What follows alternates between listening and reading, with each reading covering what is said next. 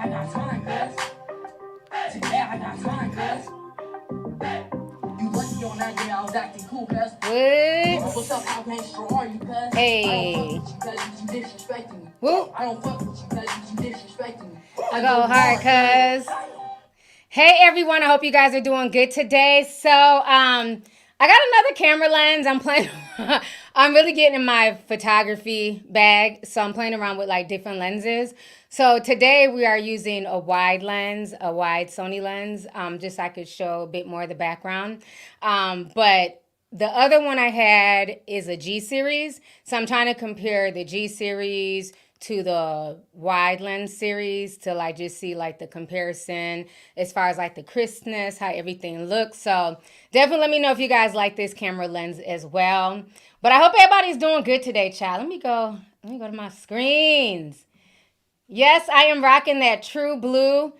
Did a commercial play at the beginning of this? Because it kept telling me that it was going to play a commercial. I guess now they're not letting you opt out. It's just playing. So that is why I run the stream is starting. So that way they can play the commercial during that part. And not when I come on and do my little, you know what I'm saying, my little dance or whatever, right? Okay, so they did play it. So it didn't interfere with my Today I Got Time, cuz. Because people was mad about that. Like, that damn commercial is interfering. So I've been playing that. Okay, didn't interfere? Okay, all right. Well, I hope you guys are doing really good today. So this is probably, I don't want this stream to be super duper long. Damn, they played 2 ads. Oh, shit. YouTube said they need their money, honey. I told y'all, the money is running funny in the industry. I've noticed a lot of stuff, and I think this is part of the drama between IceSpice and Cleotrapa. It's a lot of stuff going on in the industry. The money's not moneying, you know what I'm saying? And I don't care if you're talking about influencer stuff with TikTok, YouTube, Instagram. I've noticed a lot of influencers now are now trying to do things with their fans. I've been doing stuff with my tea sippers, even when the money was right. I was already doing stuff with my fans, my tea sippers, you know what I'm saying, putting on events. But I've been noticing a lot of influencers from TikTok to YouTube to Instagram. They're all doing meet and greets. They're all doing live shows. Now, before, their fans weren't shit. You know what I'm saying? Y'all was beneath them and they were showing off their goods. Now, all of a sudden, they want their fans to come to their live shows. Have y'all noticed that, or is it just me? Okay? So I've noticed the industry is changing. Them bags are not bagging. That sponsorship money is not sponsoring. Okay? Oh, I've been peeping that. Everybody's doing a live show. Everybody's doing a live podcast. Come on down, fans. Buy tickets. But we've been doing this, honey. We've been doing this, okay? I love my fans. So, somebody said, yeah, everybody's going on a tour. Yup. Thank you, G Explorer. Yeah, they're all doing tours now. They all want to mix and mingle with the same folks that they thought they were better than. I just find that very interesting. Like I always said, you know what I'm saying? People will get humbled quick. You can tell when people's bags are not bagging. Okay? Because before, a lot of influencers thought they were up here and their fans were down here. Now this time they want to meet y'all. Now they want to do meet and greets. Now they want to hug y'all. Before it was, ew, get away from me. You're poor. Oh, now they want to meet their fans, honey. I'm going to keep it real, okay? They're all doing meet and greets and tours, bitch. But, so this whole situation is a mess. So YouTube is struggling too. They don't play 2 ads. They said it was only going to do 1, but they did 2. So, the whole thing is very interesting with IceSpice and Cleotrapa. And excuse me if I call it Cleopatra. I thought her name was Cleopatra, but I guess it's Trappa. Never knew that until her rant and raves. So, I don't know how y'all want to do this. The girl went on like a 40-minute rant. It's like a 6-part. I'm sure that most of y'all, is there a trucker in the house? Agent Matt! I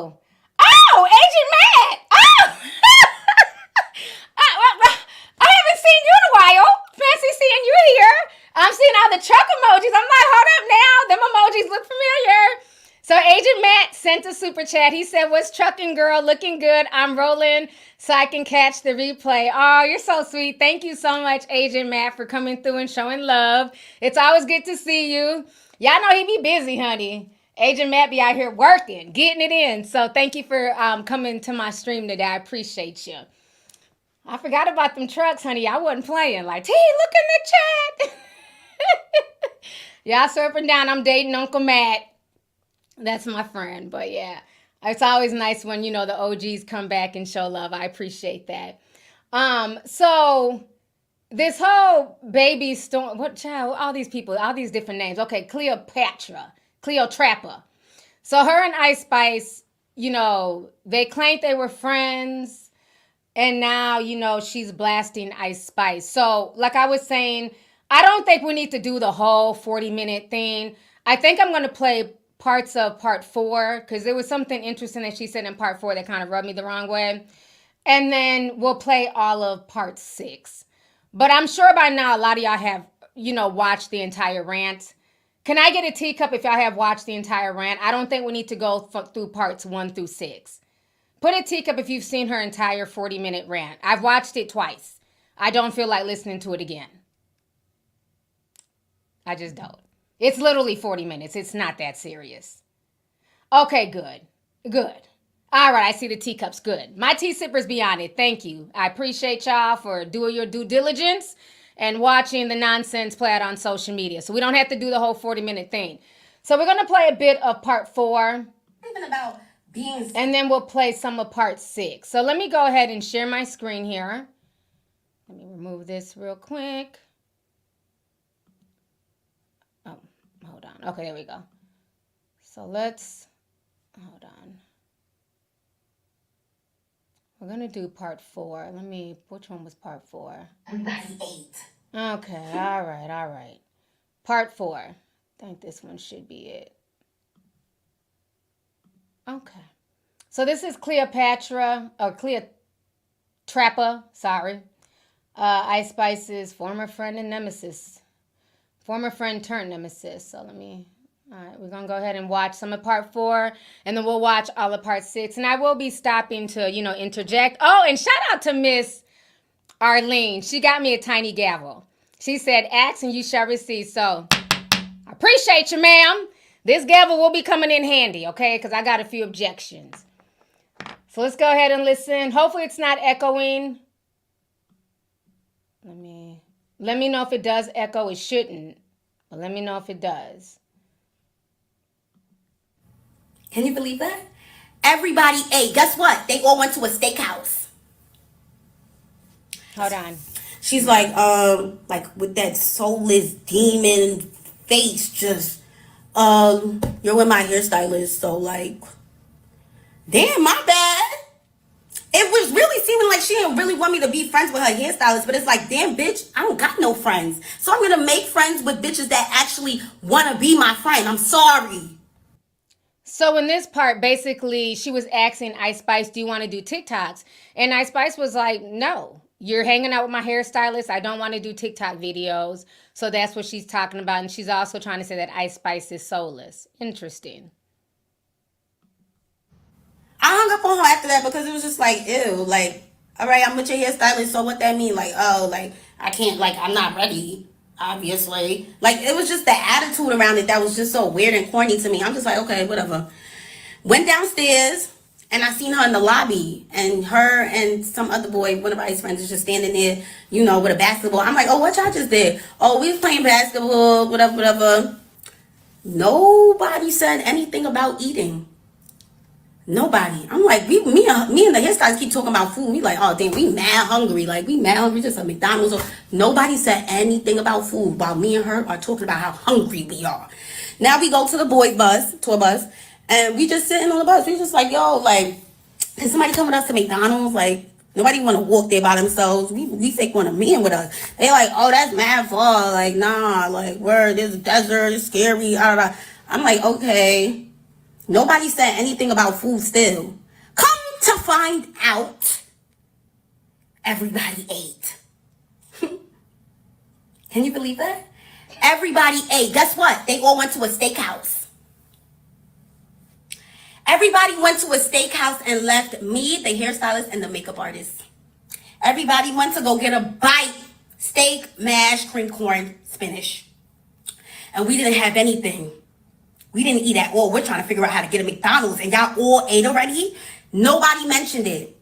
You know why nobody mentioned it? Because it was a secret. It was a secret, and I gagged. One of the things that I have to charge to the game, I guess. First of all, food should never be a secret, okay? I guess maybe I'm old school, but if one eats, we all eat. I never understood people like who like, okay, let's say we're all going out. If I know somebody's at my home or with me, why would I not tell them that we're all going out to eat? It's one thing that she doesn't want to pay for their meal, right? She doesn't necessarily have to pay for their meal. But at least let everybody know that we're all going out to eat. If you guys are coming, let's go. The bus leaves in 10 minutes. Be there, be square. But to sneak off and to leave others hungry, that's insane, because if we all come together, we all leave together. So that doesn't sit well with me at all, okay? Yes, honey, we got the tiny gavel. You can't tell me shit now. I got a violin and a gavel. Let's go, okay? So as soon as she says something about, we're mentioning food, food. Oh, my stomach is just a rumbling. Oh, food. And everybody's just, don't care. Nobody's even responding back. Bitch, I could have told you 20 minutes ago they ate. Because when people are full, they got the itis. They don't want to talk. They don't want to have small talk. I don't want to hear all this talk about food and tummy rumbling when I'm full. That's why nobody was, engaging. They were full. They had the itis. Folks were ready to go take a nap. So she should have known by their disposition. All them bellies were full. You, the makeup artist and the hairstylist, y'all's tummies were rumbling. Everybody else's tummies were full. Okay? So that should have been a hint. When folks don't want to talk, and we ain't, because when people are hungry, that's all they do is they want to talk. Whew, I'm hungry. Whew, I sure could eat. Whew, you know what I mean? But once people are full, they don't want me bothered with small talk. So she should have realized this way before going to the boys' tour bus. I'd have been known something was up. All right, let's keep listening. I'm like, what? They said don't say anything. We don't want to make it a problem. All right, I'm not going to say anything. One of the things I'm just going to have to bring up when I'm ready to leave.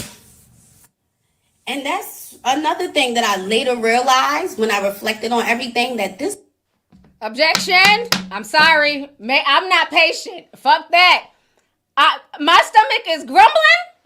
I'm hungry. I'm not waiting until we get to San Jose, wherever the hell they was going, to say something. Oh, y'all gonna hear my mouth right there and then. Somebody's gonna go take me to McDonald's to get a damn fish sandwich. Oh, we're gonna stop off at McDonald's. We're not going to be on this tour bus driving past McDonald's that's not even 5 minutes away and nobody's stopping so I can eat. I already missed the steak dinner with the mashed potatoes and the cream corn. I'm not missing the McFish with the French fries and the orange soda, or the high C orange, because they did bring that back recently. I'm not missing another meal. Objection. Order in the court. Let's go. This girl was really mad at me for saying something about that luggage, bro. She was so mad at me for saying something. Like, she don't want nobody to say nothing to her. Like, she tried to low-key torture me. Like, she was trying to low-key do it. Like, she wasn't trying to do it too much, but she was trying to still, like, show me, like, yeah.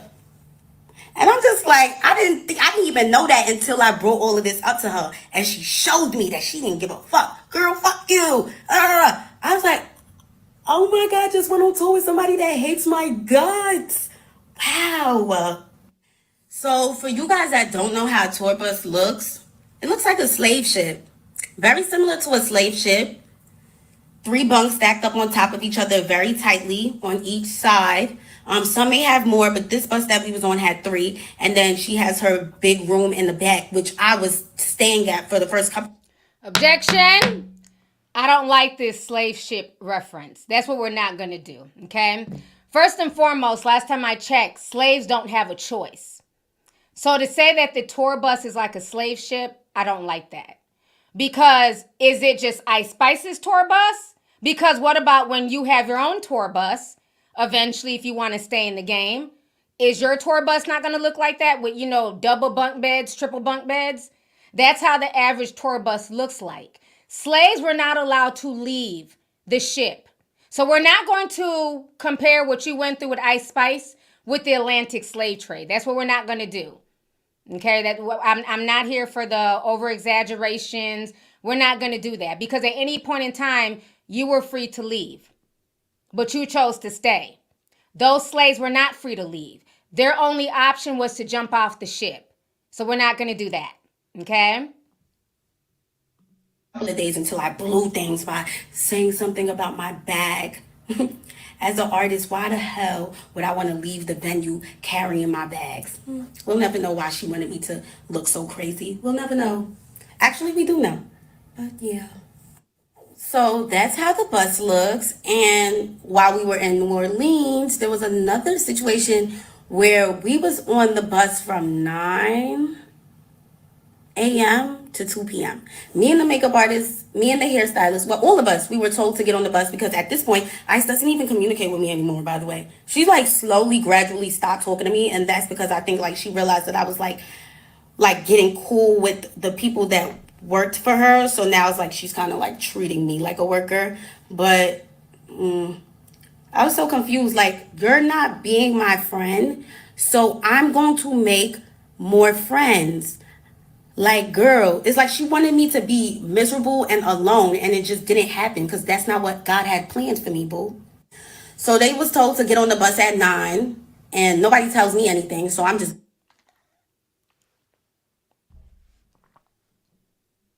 I don't know if this is her. I think it's her stream. So I get on the bus at 9, wake up at 2, and we're in the same place. So you can think about it. We're on a slave ship, right? From 9 to 2 p.m. in the same place, thinking that we're moving. This is not a slave ship, ma'am. This is a tour bus. Stop referencing slave ship. It's annoying me now. And that by the time we wake up, we won't even be there anymore. So to find out we're in the same place is so crazy. My legs are cramping now. Like, I'm just so confused. Like, niggas is treating us like fucking luggage for real. Like, yeah, let's just throw the luggage on the bus. Like, girl, what? We're humans. Can you tell us that you're not leaving right now? When... Objection. Okay, so you mean to tell me that a grown woman who has claimed to be on her own tours and, you know, rap and just you don't even have to be an entertainer. You don't know the difference between when a bus is moving and not moving? I'm confused. Like, how do you not know that the bus is not moving? I'm not going to be on a bus from, what she say, from 9 a.m. till 2. You don't, I mean, were the trees, the trees are just in the same position. The road, the sky's in the same position. Obviously, you're not moving. So at what point were you guys going to get off the bus and stretch your own legs? I'm not going to sit on nobody's bus for 4 hours. It's la-di-da-di-da. I pray to God we're moving. As soon as I realize I don't hear the sizzling of the engine, I don't feel when the bus be moving and shit. If the vans are rocking, don't come a knocking. I'm not feeling any movement. At that point, I'm going to walk up to the front of the bus. Hey, bus driver, why aren't we moving? Oh, IceSpice isn't ready yet. Oh, okay. Well, let me go ahead and walk around and stretch these sailor legs. I'm not sitting on nobody's bus for 4 hours. This is silly. Let's stop. Everybody's grown. Even if you were asleep at one point in time, you're going to feel the bus moving. So you mean to tell me she was just asleep the whole time? Somebody asked, like, why didn't we leave yet? Because Ice didn't feel like leaving yet. And I'm just like, bro, this is so crazy. I texted her. I was like, hey, are you okay? She's like, yeah, I'm on the way. I'm like, bro, what? You could have been told niggas not to get on the bus because you're not leaving yet. Y'all go and do something. Y'all walk around or look around. So I'm confused. So she, the makeup artist, the sizzling of the engine. So they all decided to sleep on the bus and nobody else came on the bus to sleep. Wasn't IceSpice in the back of the bus? Suppose that was her bed? Because so half the people are sleeping in the hotel room. Like, if this is nighttime or we're all supposed to be asleep, I'm not going to just be knocked out sleep on the bus while everybody's in a comfortable hotel bed. So, like, something is not making sense to me here. I believe a lot of what she's saying, but some of her story is kind of over the place. I'm just clocking it. And my thing is, too, with IceSpice, obviously she does not consider this girl a real friend, because why would you tell her, your makeup artist who you hired, your hairstylist, to get on the bus, but then you're not on the bus? Like what is the deal that's going on with this whole situation? You're telling them to go get on the bus to sleep or be uncomfortable. Meanwhile, everybody else is not on the bus. Something is just not right. Things like when people play little games like that, maybe it's just me. I'm a very light sleeper. And in certain situations, I'm not going to be knocked out in. If I'm already feeling funny about your spirit and your energy, the fact that y'all all went out to eat without me the night before, I'm going to be sleeping with one eye open. I can't be knocked out in this situation. That's just me. I cannot sleep comfortably with all from everything she said from part 1 to part 4. I couldn't sleep comfortably. Something is not right. Something in my spirit would not even allow me to sleep comfortably while I'm knocked out for a few hours around this IceSpice chick. Because something ain't right. But let's keep going. To travel around, whatever, because we're not leaving yet. But instead, you let us sit up in that tour bus for that long, girl. And you didn't even give a fuck when I told you about any of this. And that shit is what really hurts the most. How much she didn't give a fuck. So I'm actually glad that I didn't say anything during the tour. Let me tell y'all something. The type of person that I am, bro. If I say how I feel, which is this is how the situation in Philly made me feel. And I see that you don't give a fuck. That starts to turn me. So I didn't want to be turned so bad that I spaz on her.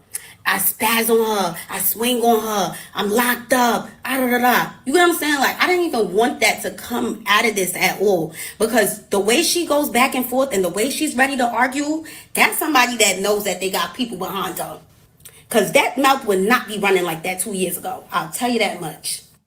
I was going to leave after we was left in the desert and they went to the steakhouse behind our backs. I was going to leave after that. But I'm like, you know what? Let me do the Dallas and Houston show. Let me bring my girl Asian out. Let me make the best out of this situation once again. And that was going to be it. My mom, she wasn't able to make it to the New York show. She comes to Atlanta. She's like how she's coming to Atlanta because it was my aunt's 70th birthday. And she wanted to see me. So I'm like, damn, I got to do the Atlanta show just for her.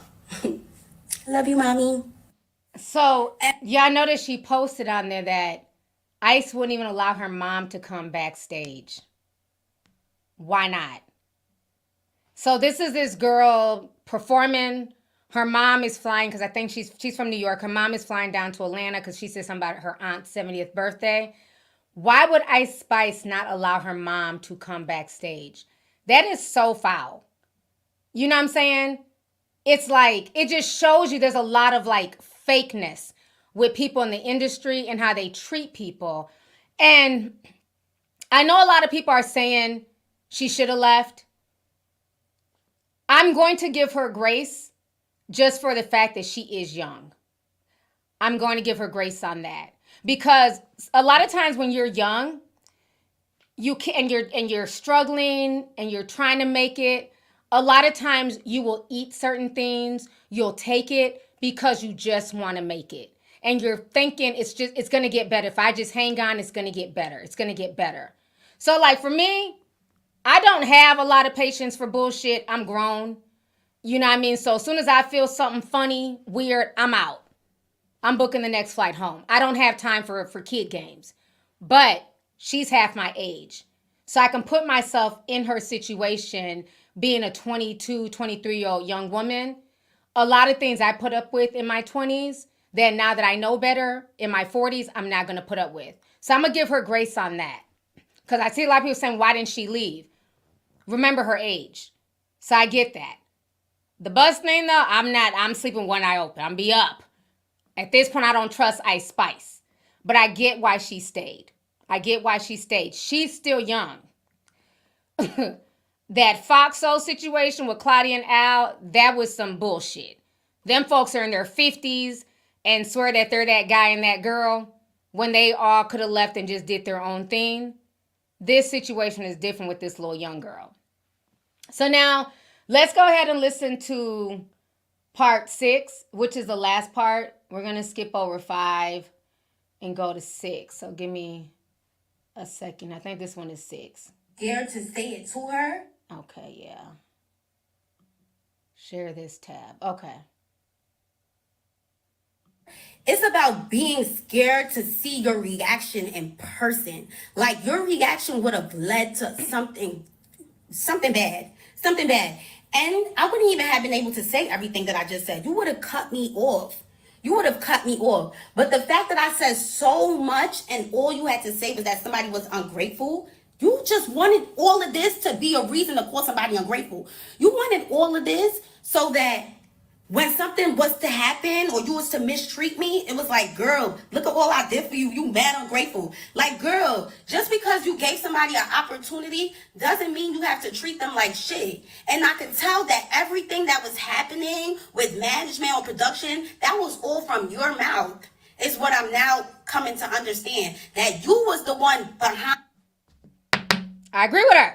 No objection here. Just because you give somebody an opportunity or a leg up or help them pull them up by the bootstraps does not mean that they owe you their firstborn child. Okay? You're not Rumpelstiltskin fucking IceSpice. Okay? Like people do get in a position where they feel like, all of a sudden they made you and you owe them everything. If that's the case, then just don't help me. If I had to give you sexual favors, if I had to kiss your ass 24/7, if every time you walk by I had to be like, praise you, praise IceSpice, then just don't do me a favor. Just don't look out for me. I'd rather get it on my own out the mud, because if that's you looking out for me, bitch, leave me in the mud. Okay? If you looking out for me is put me through all these weird ass, trials and tribulations. Is you not feeding me? Is you copping an attitude with me carrying my own bags? Then why even help me? Don't help me. If you're not going to help me with your full heart, then leave me alone. Let me struggle on my own. So I agree with what she's saying here. Somebody said Cleo could pass for T's daughter. Okay, she's a pretty girl. Very pretty girl. Behind the scenes, making sure that Cleo don't get no chicken salad, or make sure she don't get no room. Make sure. And she's Nigerian. So yeah, we could definitely pass for, mother and daughter. Cleo not in my room. But how you gonna tell me I'm gonna be with you? That doesn't make any sense. So if you were so mad about the bag situation in Philly, why didn't you just straight up tell me, bro, this tour shit is not gonna work out? That's what you should have just said. That's what you should have just said. But since you didn't say that, and I just got a hint of just weirdness, I took a step back and just made the opportunity what I could make it. But it wasn't genuine at all. Nothing that you do is genuine. Everything is calculated. Like I said, I was the token black friend. You didn't have your other best friend around because you said that she didn't match your aesthetic. There's something very wrong with somebody that is only friends with somebody for their aesthetic. I don't know what's wrong with you, but I should have never let you take my swag. I should have never even gave you a piece of it, because Lord knows that you was wearing bodysuits and Jordans when you first came out. Now all of a sudden it's mini skirts, it's little dresses, and big chunky boots. Girl, that's me. Okay, so let me say this about the whole aesthetic thing. The aesthetic is a cop-out. I just don't think she was a really good friend to Baby Storm. Baby Storm has a weird energy about her as well. But I don't even think it's the aesthetic. I think on social media, people make it where, especially as people blow up and get bigger, they want a certain look around them. Okay? And we see this all the time with influencers, where they want a certain look. Everybody has to be pretty, slim and trim, cute. They all have the baddie aesthetic. So I don't think IceSpice is saying anything that's unusual, because that is what people perpetuate on social media. Remember, Erica Banks, I think that's her name, the one that got her ass done 4 times. She was saying that she wouldn't go to the club with girls unless they were baddies, unless they had, a bad, like the video vixen shape, the IG model shape. Which is interesting, because before she got money and blew up, she was built like a refrigerator, like a mini fridge. She's 4'11". So it's so now that you went and got your body done, now you want to turn around and now have your nose in the air at people who are not built like you? What kind of shit is that? So the aesthetic thing is definitely real. All right, Mom must be in the building because I see money bags. And I let you have it because I thought we was friends. But boo, you gonna have to give it back and figure something out now, because I don't like I did not like that at all. But you know what? I'm initially going to do, charge it to the game and let everybody know what type of human being you are. Because it's not even like what type of girl you are, what type of human being you are. You're not a girl's girl.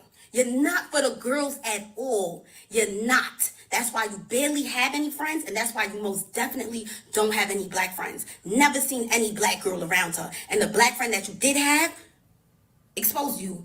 But I'm doing this shit a little differently because I want people to actually feel it. I want people to actually feel it. You understand what I'm saying? Y'all can still support her and y'all can still love her down. Y'all could do everything. But let me tell y'all what y'all not going to do. Don't disrespect me behind her. Don't disrespect me behind her because I was nothing but a good friend to her. I'm telling you, bro. Y'all didn't even like the way how this girl dressed when she first came out. Come on, Y2K. I had a Y2K party in 2021 that I didn't even know Ice in 2021. She told me when we first, let's talk about the first time we met because it's really gaggy to me that all of a sudden I'm the bum and I'm careerless.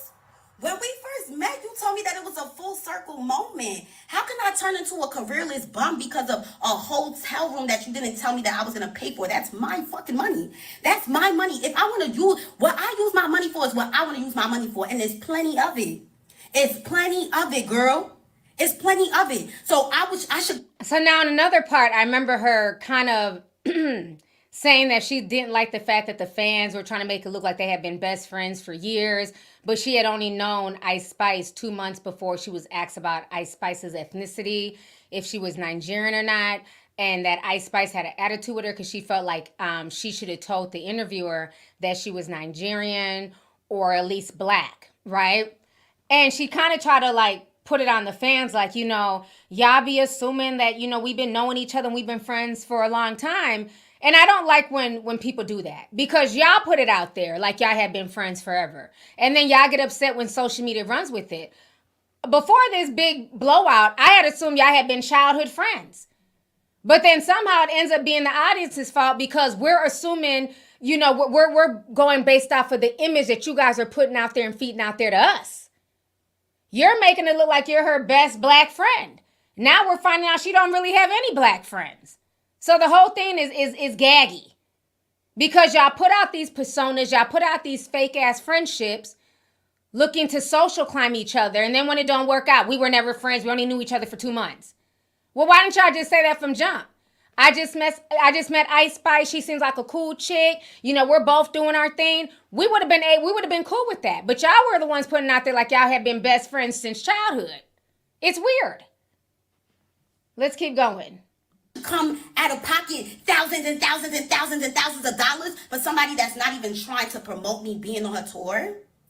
The only thing you wanted to promote was that you was giving somebody an opportunity. Like, oh yeah, Cleo posted it so everybody knows that, da da da. Like, bro, you did not want to shine any sort of light on me. And when you shined a light, you dimmed it. And you made sure you dimmed it down. You dimmed it down. And you made sure those speakers on that stage was not even loud. You made sure of it every time. Every time. And it was such a learning experience, bro. Objection. You're full of crap. I got to call a spade on this one. A lot of influencers and other black women online, I know Eloho and several others, have been telling you for a minute now that how come IceSpice doesn't really shout you out? I remember there was a trending topic a few months ago of people saying stuff about her and IceSpice. How come every time you drop something, IceSpice is not saying, hey, y'all go listen to my girl Chloe's new album or her new single? IceSpice doesn't say anything. She been dimming the light on you. But when people brought that up to you, you up and down, they were trying to gaslight you. They were hating on y'all's relationship. So people have been saying this for months, that IceSpice does not show this girl the same level of love that this girl shows IceSpice. As soon as IceSpice drops a new project, a new video, Chloe is sitting here promoting it. Y'all go check her out. IceSpice is new this. IceSpice is new that. That's my girl. Woo, woo, woo. She is IceSpice's biggest cheerleader. But what we all notice as a collective, sitting back, sipping slow on Twitter, IceSpice is not her cheerleader. And my thing is, when it's a genuine friendship is a two-way street. I want my friends to shine just as much as I shine if it's a genuine friendship. And the fact that IceSpice was never shouting you out, never showing you love on social media, never telling her followers to check you out, you know what I'm saying? That says a lot. So for you to act now and say, well, she had the speakers turned down, she wasn't even trying to promote me on the flyer, she wasn't even trying to tell her fans about me. Girl, we told you this months ago. We're not going to act obtuse and oblivious. People been telling you this. So I'm sorry, I got to clock her T when I feel like she's wrong.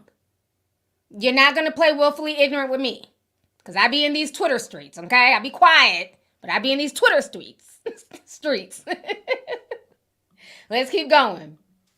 Nobody had any idea what I was going through before I even got on that stage. And even when I got off that stage, it's like I couldn't even go into her room when I was done performing. When I was done performing, I had nowhere to go. Because when I come to the room, it's, oh, I don't want nobody in her room right now. Like, damn, bro. It's like she treating niggas like they her fans. Like, I thought we was sissies. Like, what's going on? Why niggas can't go inside your room? I know what's going on. You want to exercise your power. You want to show that this is your shit. You run this shit. This is your show. I understood that already when I came onto it. And I understood that. But you wanted to make me feel that. Like, that's the sick part about everything. That you wanted to make me feel less than. You didn't even tell anybody on that tour. I bet you didn't. Make sure Cleo's good. Make sure anything Cleo wants she get. Or make sure Cleo's good. Make sure Cleo's good. I didn't even get that vibe. And when I spoke out on it, I got called a careerless bum. I'm never going to be anything. Da da da da da. I'm a bum. I'm crying about a hotel room. Like, bro, is that the only thing that I spoke about in the paragraph, bro, that I wrote you? Is that the only thing that I spoke about in these videos? So the fact that you would even think that that's what all of this is about. It's not really an objection. I just wanted to hit the gavel. Anyways, I guess I'm also trying to figure out, like, are hotel rooms this expensive? I'm not going to keep bumming with IceSpice in her bed, on the floor. Like, I don't understand, like, why IceSpice just didn't get her own room and call it a day. Or if that's the case, why Cleo just didn't get her own room and call it a day. I think for me, I don't like to bother people. So once I feel like I'm a bother or a nuisance, if every time I have to knock on the door and I got to be like, can I come in? Is it okay for me to come in? I'm not going to keep doing that. At some point, I'm going to have to sit down with you, sis. I need you to give me my own hotel room. I don't need a penthouse suite. I just need a room with a shower and a bed. I don't even have to be in the same hotel with you. Just give me my own room because it seems like I'm being a nuisance and that's what I'm not trying to be. All these people sit online all day screaming about they're balling and they got money and, my Hermes bag and my red bottom shoes. Why is it so hard to get this girl her own hotel room? Why is it so hard for this girl to just go get her own hotel room? It does not make any sense. If you're not, like IceSpice is supposed to be rich. We know Riot comes from money because his daddy got money. Why not just give her her own room? It's insane. It's not that serious.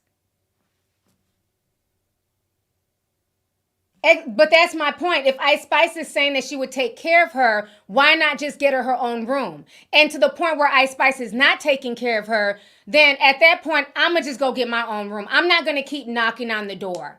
Because again, everybody brags about how rich they are and how they're balling. So it's like, for me, at some point, I'm not going to keep begging you. If I see how you getting down, okay, cool, say less, bitch. I got you. Let's keep going. Just goes to show how much of a corny individual you are. And you couldn't wait for the opportunity to try to call me a bum. You couldn't wait to try to speak down on me. Somebody that you looked up to. Somebody that you was watching since high school. You told me it was a full circle moment meeting me, bro. Meeting me, being in the same car as me. Like, you could not believe it. You were so gagged. But now your head is so big, you don't even know where you came from. Aren't you from the gutter? Aren't you a Bronx bitch from the gutter, bro? Aren't you from the gutter, bro? So the audacity for somebody that said that they was in the mall looking for a job, jobs anywhere, they was about to crash out, they needed a job ASAP before you blew up, and you're gonna go and try to call somebody a bum? I always had bread, and not because I'm some scammer or da-da-da. I always been a go-getter. I'm Nigerian. I'm the real Nigerian. I come from money. And that is my point. That is my point. I've always had bread. I'm Nigerian. I ain't no scammer. I come from money. Even though IceSpice said she would take care of her, obviously she's not. So at some point, I'm not going to keep knocking on your door. I'm going to take my money and either go home or get me a hotel room. But I'm definitely going to let you know about yourself. You see that green and that white? That's what I come from. I come from money, bro. Because I have a hustler mentality. I've never been in a pickle where I'm like, oh, how am I going to get bread? How am I going to get... You was in a pickle before Drake reposted your video. And that's how you went crazy. That's how you went viral. You was in a pickle, bro. You was in a pickle. I will never talk down on any of my friends. There's so many of my friends that I make more money than. I would never, ever say nothing like that. Because I'm comfortable at the end of the day. I got my 2023 car. I got a nice-ass crib. I pay like 3 bands for. Every month, I'm good. I got to be making some sort of bread to be paying that kind of rent. Like, let's be for real. Let's be for real. To try to belittle me because I'm just trying to tell you how your tour made me feel is so... It was all calculated. It was all calculated. It was all calculated. It was never genuine, and you just could not wait to talk to me like that. I called her on the phone after that conversation because I really wanted to know, is this really her? I was so gagged. I'm like, is this really her? She got on the phone like, what? I'm like, bro, look how you talking to me. You're not even talking to me like you was my friend. Like, and I didn't record that conversation. I don't do shit like that. Look how you talking to me like you was never even my friend, bro. She's just like, bro, this is why you're never gonna be anywhere. This is why you're never gonna get nowhere. Mind you, compare me from 2018 to now, because I started making videos in 2018. If I was a careerless bum, why would you even bring me on tour? Why would you even tell me to come out with you a day after I met you to come on streaming, to come on Kai Sinai stream? Why would you even do that? Why would you even do that? Exactly, bro. It's just that now you feel like since you up, let me talk down on her. Let me make her feel like shit. Because you was already doing that behind the scenes. But now I got you in 4K trying to treat me like I'm less than. It's so hilarious to me. It's so hilarious to me. Ask me how far I think you're gonna get. With that personality, which is you don't have one.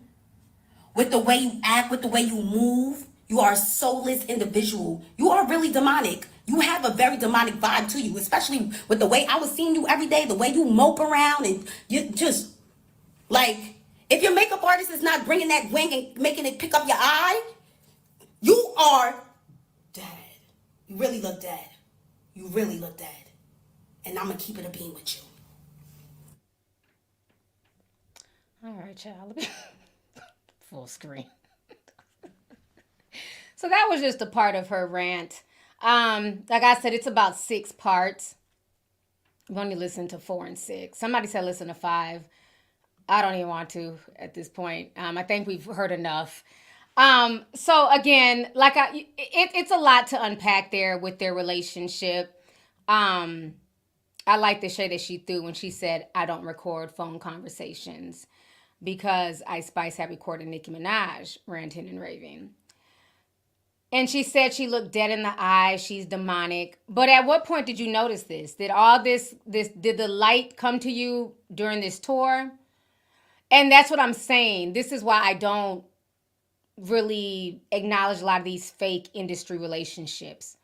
A lot of them are fake. Let's keep it real. They were both using each other at one point in time. This wasn't a real friendship. They tried to make it seem like it was a real friendship, like it was like, like an Ebony and Ivy type situation. Now we're finding out you guys met 2 months before the interview where you were asked about her ethnicity. You guys didn't grow up together. And then she even made mention in one of the rants, she's never been around IceSpice longer than 10 hours. That's weird. For someone that you've been promoting and claiming as as your BFF, y'all have never been around each other more than 10 hours? Y'all have never been in the studio working together or just, shits and giggles, going out to eat, spend the night at each other's house? They're still young. It's not like they're 40-year-olds. In your 20s, you can still spend the night at your homegirl's house. So that's very strange to me that they really did not have a close bond. And that's why I say on social media, everything that glitters is not gold. A lot of these relationships that y'all see, oh, it's my bestie, my BF, a lot of that shit be fake as fuck. It be for the industry. It be for a moment. A lot of folks thought Al and Claudia were best of friends. Then we find out they ain't really spoken and kicked it in damn near 2 years. They were just on Fox Soul for a check.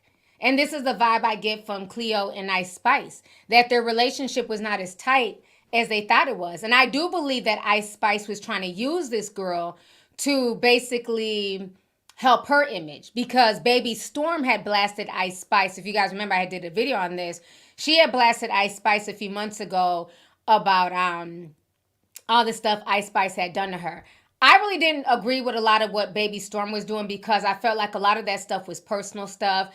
And for her to expose all of that, that left a bad taste in my mouth, because that was somebody that she considered a personal friend that she's known since high school. And so it's like, as soon as you fall off, if you're just ready to expose everything as soon as somebody falls off with you, or as soon as y'all are not cool no more, that means you was never real to begin with. You know what I'm saying? I don't care who you are. You was just never real to begin with. Good riddance. You know what I mean? And I feel like she went and reached out to Cleo, so that way she would still look good to like all her dark-skinned fans and her black fans and stuff like that, to look like she's, you know, trying to look out for her black friend who's also an artist. And now we're finding out that she wasn't. But like I said, people been saying this to Cleo. They've been telling Cleo this. And Cleo was clapping back and you know, saying stuff. Even Baby Storm even outed Cleo by saying this. Let me go ahead and pull this up.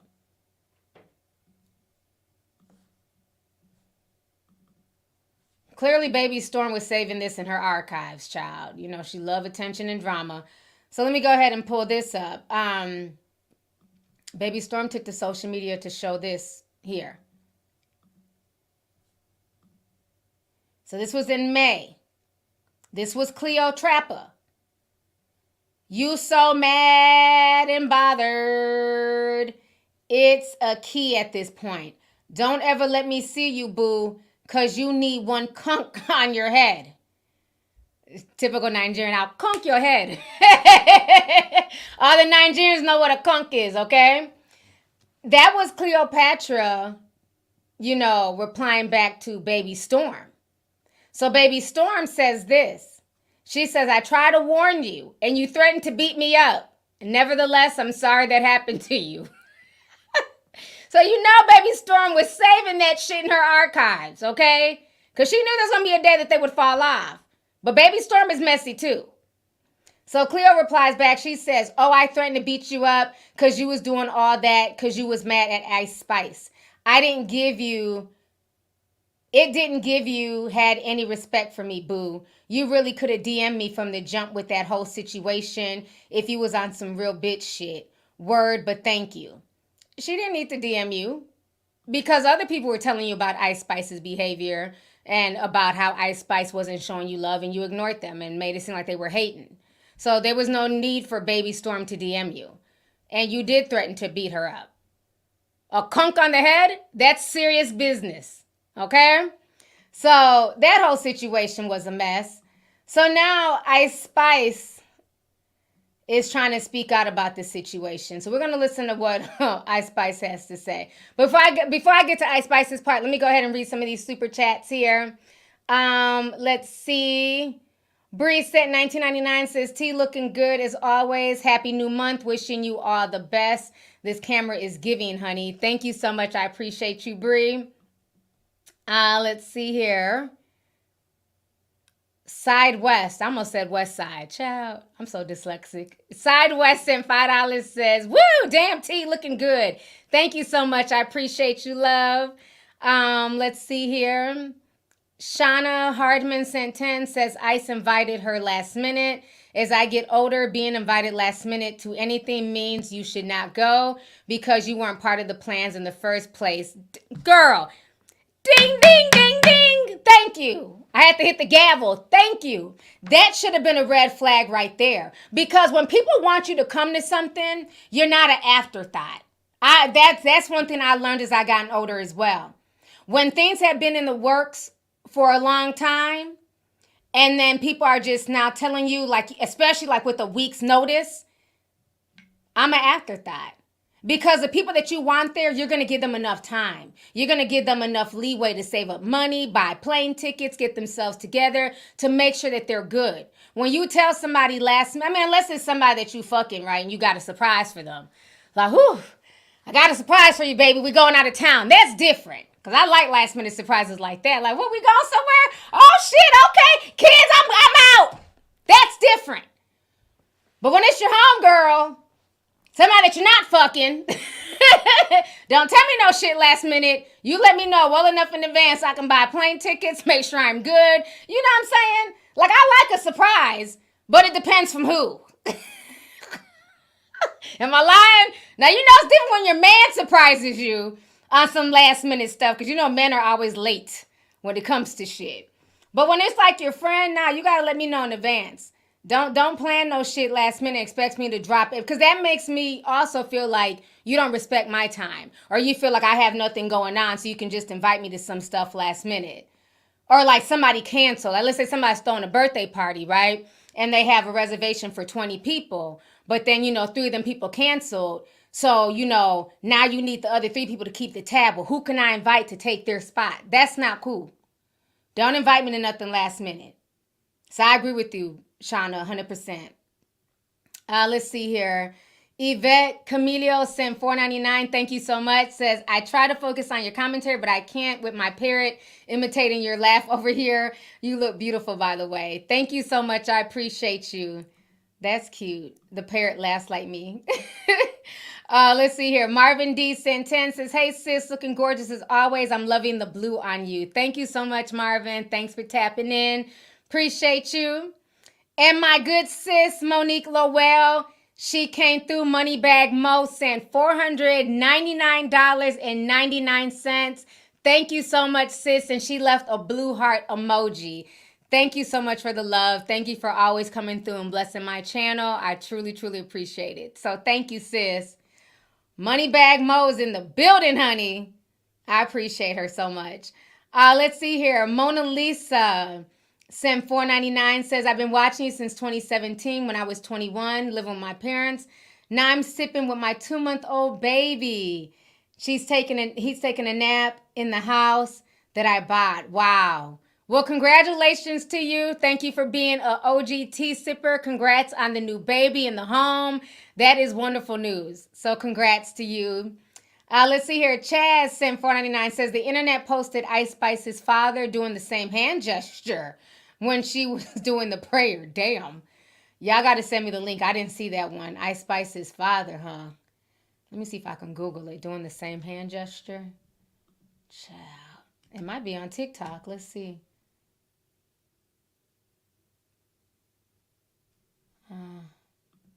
I'm just seeing let me see if I can find a picture.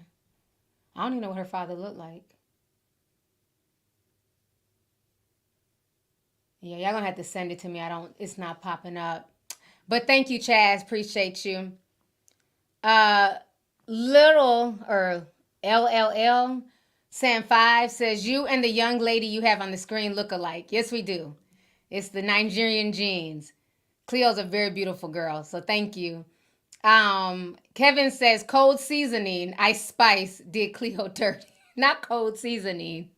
That's a perfect name for her. She did her dirty. Let's see here. Zamona sent $4.99 says, T, love you, sis, looking good. Please check the Discord for my DM message. Will do. Thank you so much for the super chat, sis. Blue sent $4.99 says, T, today is my 42nd birthday, and you're wearing my favorite color, blue, looking beautiful as always. Thank you so much, and happy birthday to you, sis. Thank you for checking in. It is now Virgo season. So happy birthday to you, sis. All right, so we're going to go ahead and listen to Cold Seasoning. IceSpice. So she's speaking on the situation. So y'all put in laughing. Yeah, here he is. Let me go ahead and pull this up. So this is her talking about the situation with Chloe. And I'll be, coming through my little objections as well for Miss Cold as Ice. All right. The faces, y'all know this is not funny. Crashing out is sad, you guys.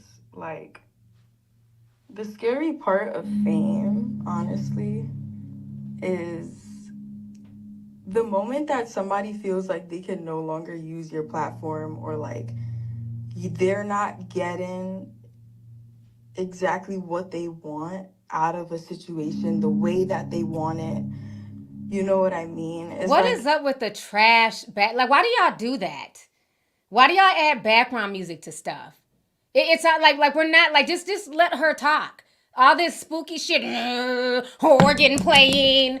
Like, just let her talk. I hate when people add background music to stuff. That's like my biggest pet peeve.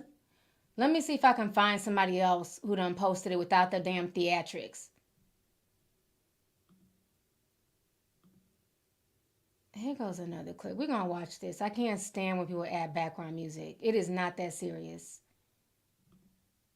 Let's listen to this. 1,000 listeners, and I'm sharing my stage with you, and you feeling so entitled. Like, you thinking that my peoples that work for me is supposed to work for you too? Like, that's so crazy to me. Like, how I'm in the shower, you gon' barge in while I'm butt ass naked, trying to press me about some bags, that you gotta carry some bags. What? Like, nah, that's that shit, bro. But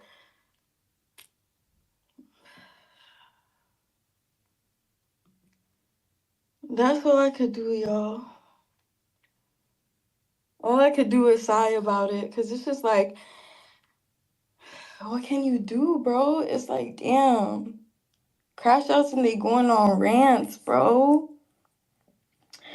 Crash outs and they going on rants, but fuck it though. At the end of the day, it's whatever, bro. Like, this shit comes with it, you know, like, y'all see clearly this will come with it, bro, right? So fuck it. But the whole thing that's blowing me right now is like talking 1,000 listeners, and I'm sharing my stage with you, and you feeling so entitled. Like, you thinking that my peoples that work for me is supposed to work for you too? Like, that's so crazy to me. Like, objection. I don't think that's entitlement. Okay, I could see if she was saying, you know, your peoples that you have on payroll, they need to go run to the store, take her to go get a mani-pedi. Oh my gosh, bring me ice water ASAP, chop chop. She's literally asking for them to do the same thing that they're doing for you, which is carry her bags downstairs. As a female, them damn suitcases be heavy. I don't like carrying bags. Them suitcases be heavy. You know what I'm saying? So if he can move your bags, why can't he move hers? I don't think she's asking for anything out of the ordinary. And again, everybody likes to talk like they're balling. Everybody brags about a Birkin. These motherfucking Birkins must be empty as shit. Pay him the extra money to carry her bags. Who gives a shit? That's your friend. You asked her last minute, so let's start there. You asked her last minute to come on tour with you. She said yes. So why is it a problem for security to bring her bags down as well? That's a safety issue, honestly, if you really think about it. Because while she's struggling trying to carry her bags downstairs, what if somebody would have knucked her in the back of her head and took her bags? Or jumped her? Or, you know what I'm saying? Or did something to her because she's carrying bags. People don't know what's in them bags. They might think it's jewelry and red bottoms and try to jack her. Why would you put her in a situation where she's unsafe? But you're over here talking about, you know, my help is not supposed to help you. They're on my payroll. Not if you invited her on tour. When I throw events, I feel responsible for everybody. When I have events, there's security. Security is there for everyone. Yes, I do have my own personal security, but I also pay for security for the venue and for the people who are there to make sure that everybody is safe because they're coming underneath my watch. Now, what you decide to engage in outside of the Lovelyti event, that's on you. I ain't got shit to do with that. But if you're coming to my event, you're my responsibility for that time that we're there. And I take that very, very seriously. So how do you invite a young girl to come and tour with you, and then you're leaving her by her wayside and saying, you know, why does my security have to help you? Why does my staff have to help you? Bitch, because I'm doing you a favor. That's why. Because you asked me to be here. I didn't ask you. The shoe wasn't on the other foot. I didn't beg to be on your tour. You asked me to come on your tour. That's why your security team and your staff should be willing to help me. So I don't like that. That's gaslighting right there. That's gaslighting all the way. I'm not feeling that. Because again, if something would have happened to that girl, then what? But y'all hoes sweeping down, y'all got all this money. Pay the extra money. Lucian Grange got it. You fucking Riot, he got money. Give security an extra $500 on his bill for helping her out too. Let's keep listening. Like, how I'm in the shower, you gon' barge in while I'm butt-ass naked, trying to press me about some bags, that you gotta carry some bags. What? Objection. I don't believe that story. I don't believe she barged in on her butt-ass naked. I think she's trying to hype it up and add sauce, just like how Cleo was adding sauce. Oh, the tour bus is like a slave ship. Y'all are both adding sauce. I don't believe for once that Cleo just barged in on her butt-ass naked. You don't even get that type of energy that girl would be that comfortable. She's never even hung with you past 10 hours. Y'all are not really friends like that. I don't believe that she just jumped in on, just kicked open the door, waving the 4-4. Fuck out of here. She didn't do that. Now, maybe when you got out the shower and you had your towel wrapped around you, she was waiting for you in the room on the bed like, hey, we got to talk. But I highly doubt that she felt that comfortable to barge in on you butt-ass naked. I don't believe that. You're adding more sauce to the stew, and I'm not buying it. Let's keep listening. It's like, nah, that's that shit, bro, but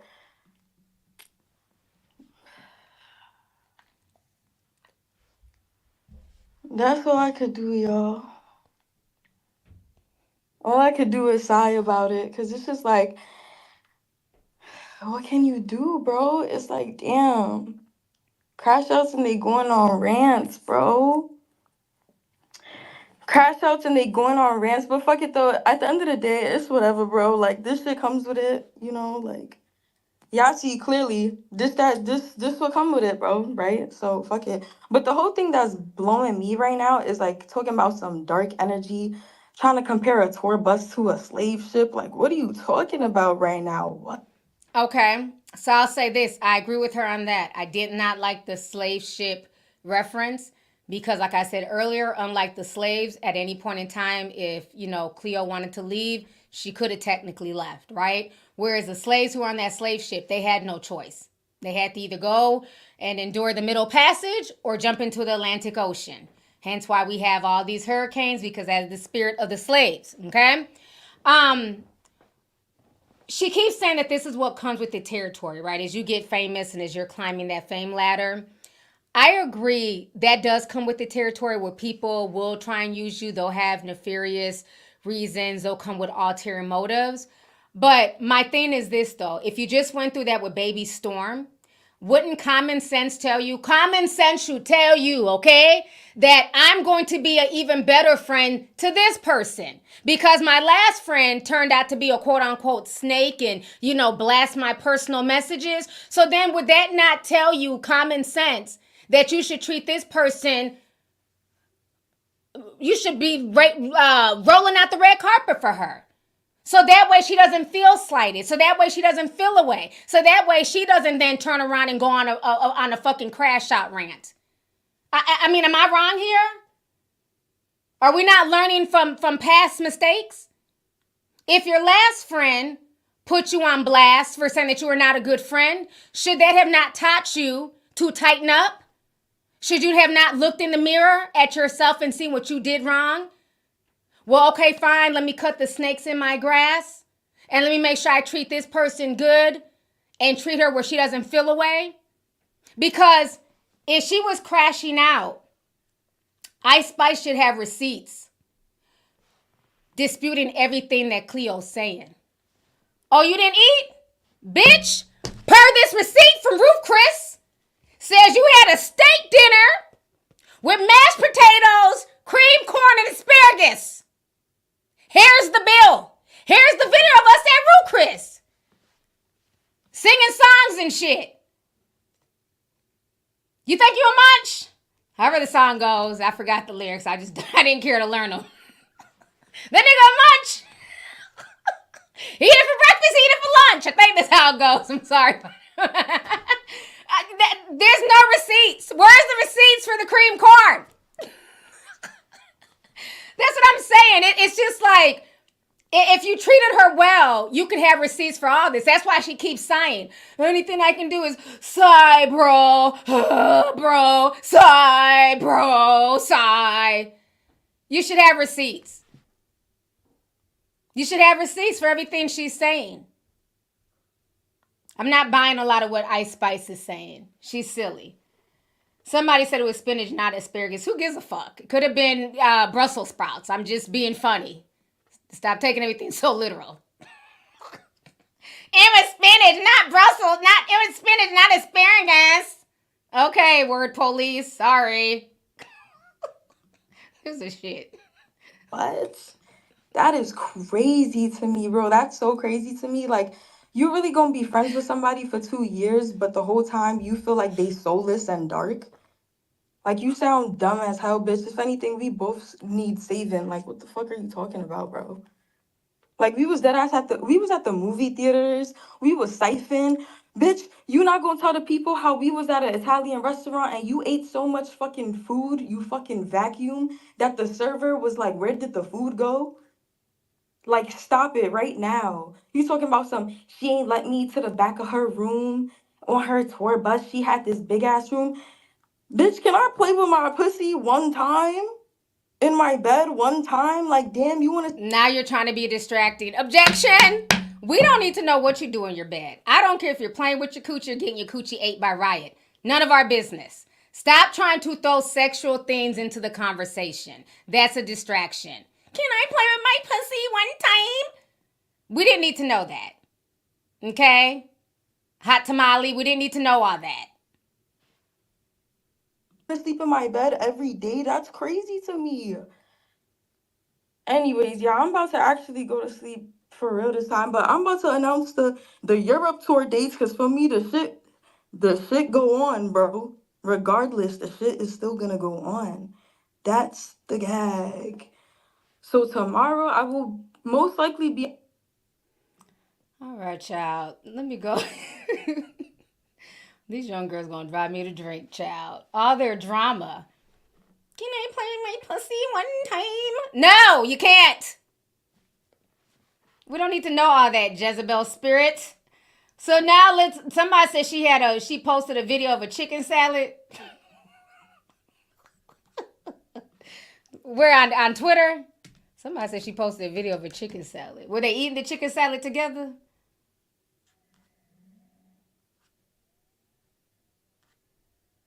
What is this? I see a picture of her in a hotel room.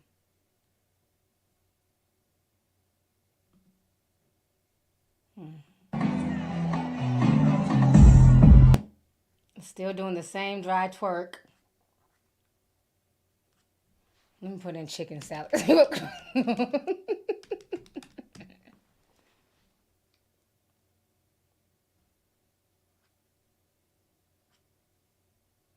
Yeah, I'm not seeing the... Is this Trisha Paytas in the IceSpice wig? Y'all are wildin'. Oh, here it is. Okay, this is the video. IceSpice eating Chloe's chicken salad. Oh, got music. Okay, let me show y'all this. They said she's over here eating that girl's chicken salad. It got music though. I'm gonna mute it.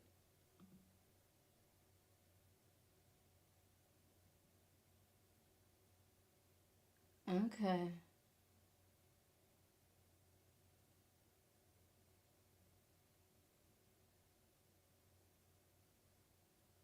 Why didn't she give her that extra chicken salad behind her? Y'all see that extra chicken salad behind her?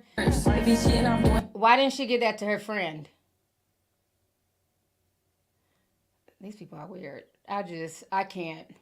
This just goes to show you that the industry is fake as shit. All these folks be fake as hell.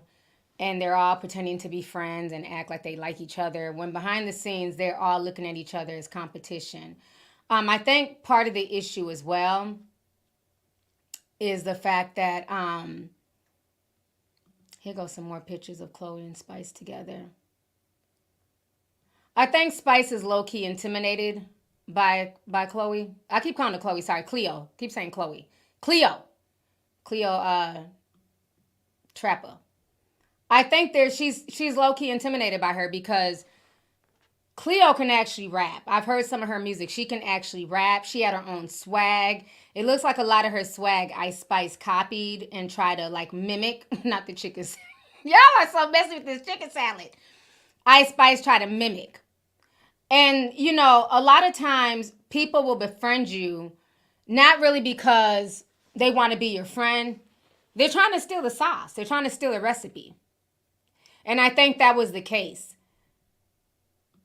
Like Cleo was saying, she felt like IceSpice lucked up because she really didn't go through like the rigmarole of, you know, trying to make it in the industry and getting turned down and stuff. She kind of lucked up. And to me, like I said, she's an industry plant. She didn't even really luck up. She was fucking the right person. Her boyfriend was Riot. But they have to keep that on the DL and keep it, you know, low because, you know, they want to put it out there that she's a single girl. And so nobody wants to look at IceSpice as being in relationships. They kept it, you know, on the DL. But she was basically Riot's girlfriend, and Riot put her on. And so I think she was taking some of Baby Storm's style, because Baby Storm kind of does that Y2K thing as well, and definitely a lot of Cleo's style. And that's some of the things you have to watch out for, especially when you got new people coming into your circle.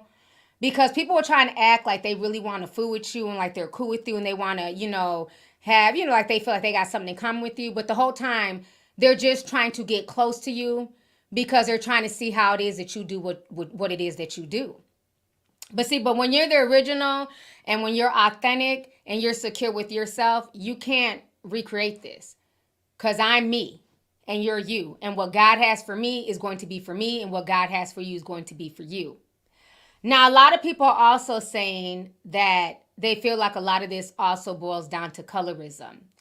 And I will say this, because Chloe didn't really mention, I keep calling her Chloe, damn it. Cleo. She didn't really mention colorism as much. She did talk about how IceSpice didn't really have black friends.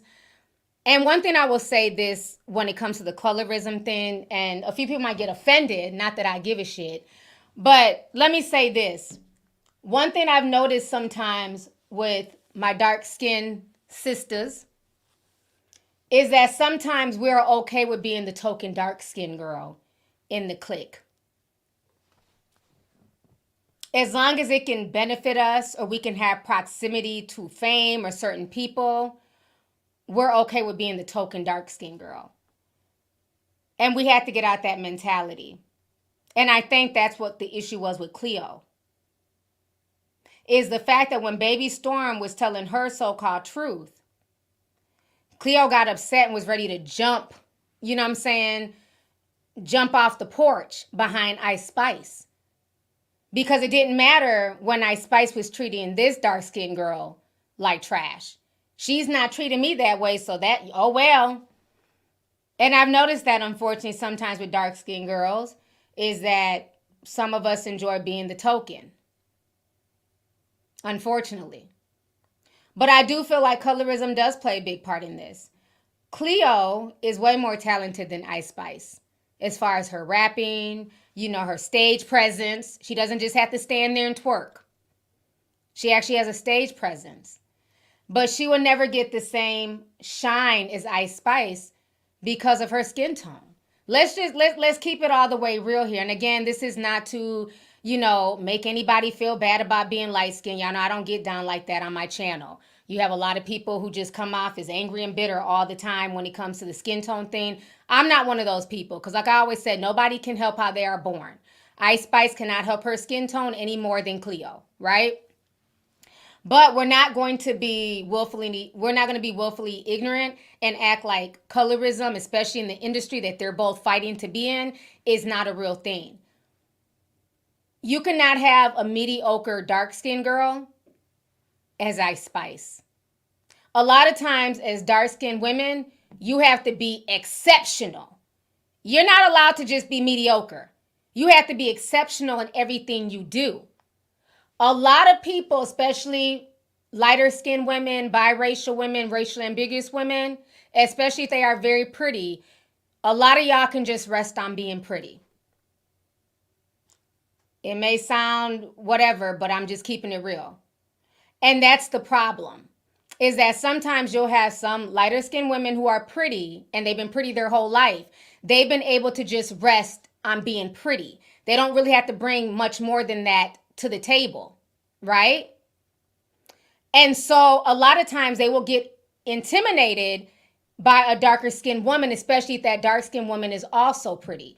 Because for a lot of dark-skinned women, we don't get to just rest in prettiness. I don't know if y'all are following what I'm trying to say. I hope I'm making sense. We're not allowed to just be pretty, because from the time we're young, a lot, well, not all, but let me just speak for myself. Fuck it. I'm not speaking for all dark-skinned girls. For myself, right? I was never seen as the pretty girl.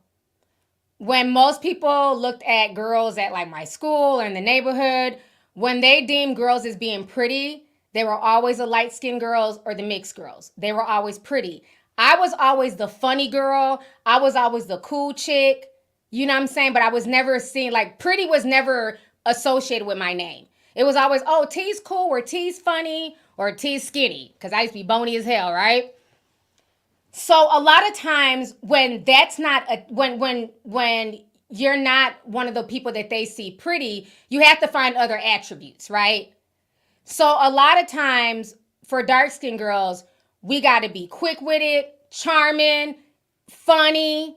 We have to have a personality, because we can't rest in our prettiness. Nobody automatically sees us as pretty. Or if we're told that we're pretty, we're told that we're pretty for a dark-skinned girl.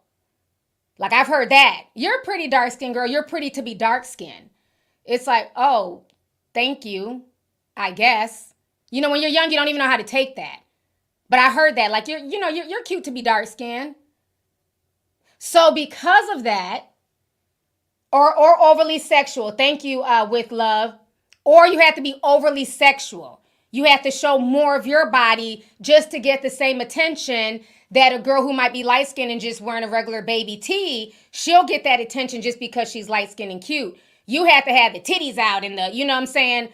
You got to be over the top just to try and get the same level of attention. I'm glad you clocked that.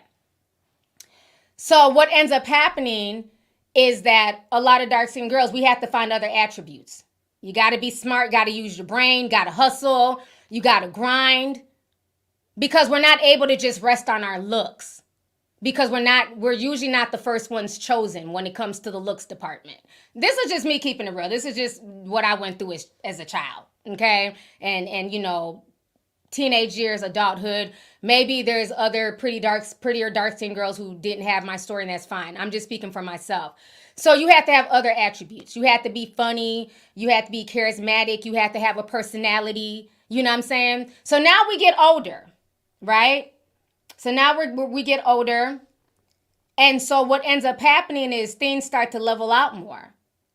And so you'll have it sometimes where some light-skinned chicks, they will feel intimidated by a dark-skinned girl because they've always been allowed to rest on being pretty. Again, this is not all light-skinned chicks, not all mixed chicks. I'm saying some. They've always been allowed to just rest on being pretty. So some of them, they really don't have a personality like that. Like she was saying about IceSpice. She's boring. She just sits there. She wasn't really trying to kick it with anybody. Whereas like a lot of people are gravitating towards Cleo because she's funny, she's vivacious, she has a fun energy about her. So the makeup artists and the hairstylists, they were, gravitating towards her, right?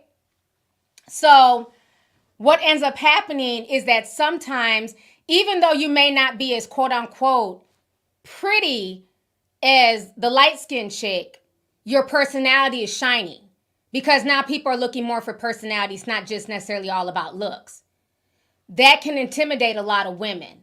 So then it makes it where a lot of women, they don't want to stand next to you. They feel away. They really don't want to be friends with you because you have a personality. You have a light about yourself. So what ends up happening is that some of these dark-skinned girls end up being like the token dark-skinned friend. I'm going to have a dark-skinned friend, but I can't have too many of them. Especially if I'm just used to just being cute and being seen. This is real. Somebody said that Leo personality, that helps too, honey. You know, Leos, we go hard. But this is a real thing. So, yes, colorism is a big part. But I also feel like it's even more than that. Like people are saying, Kelly and Beyonce, India Arie, and Alicia Keys. Yeah.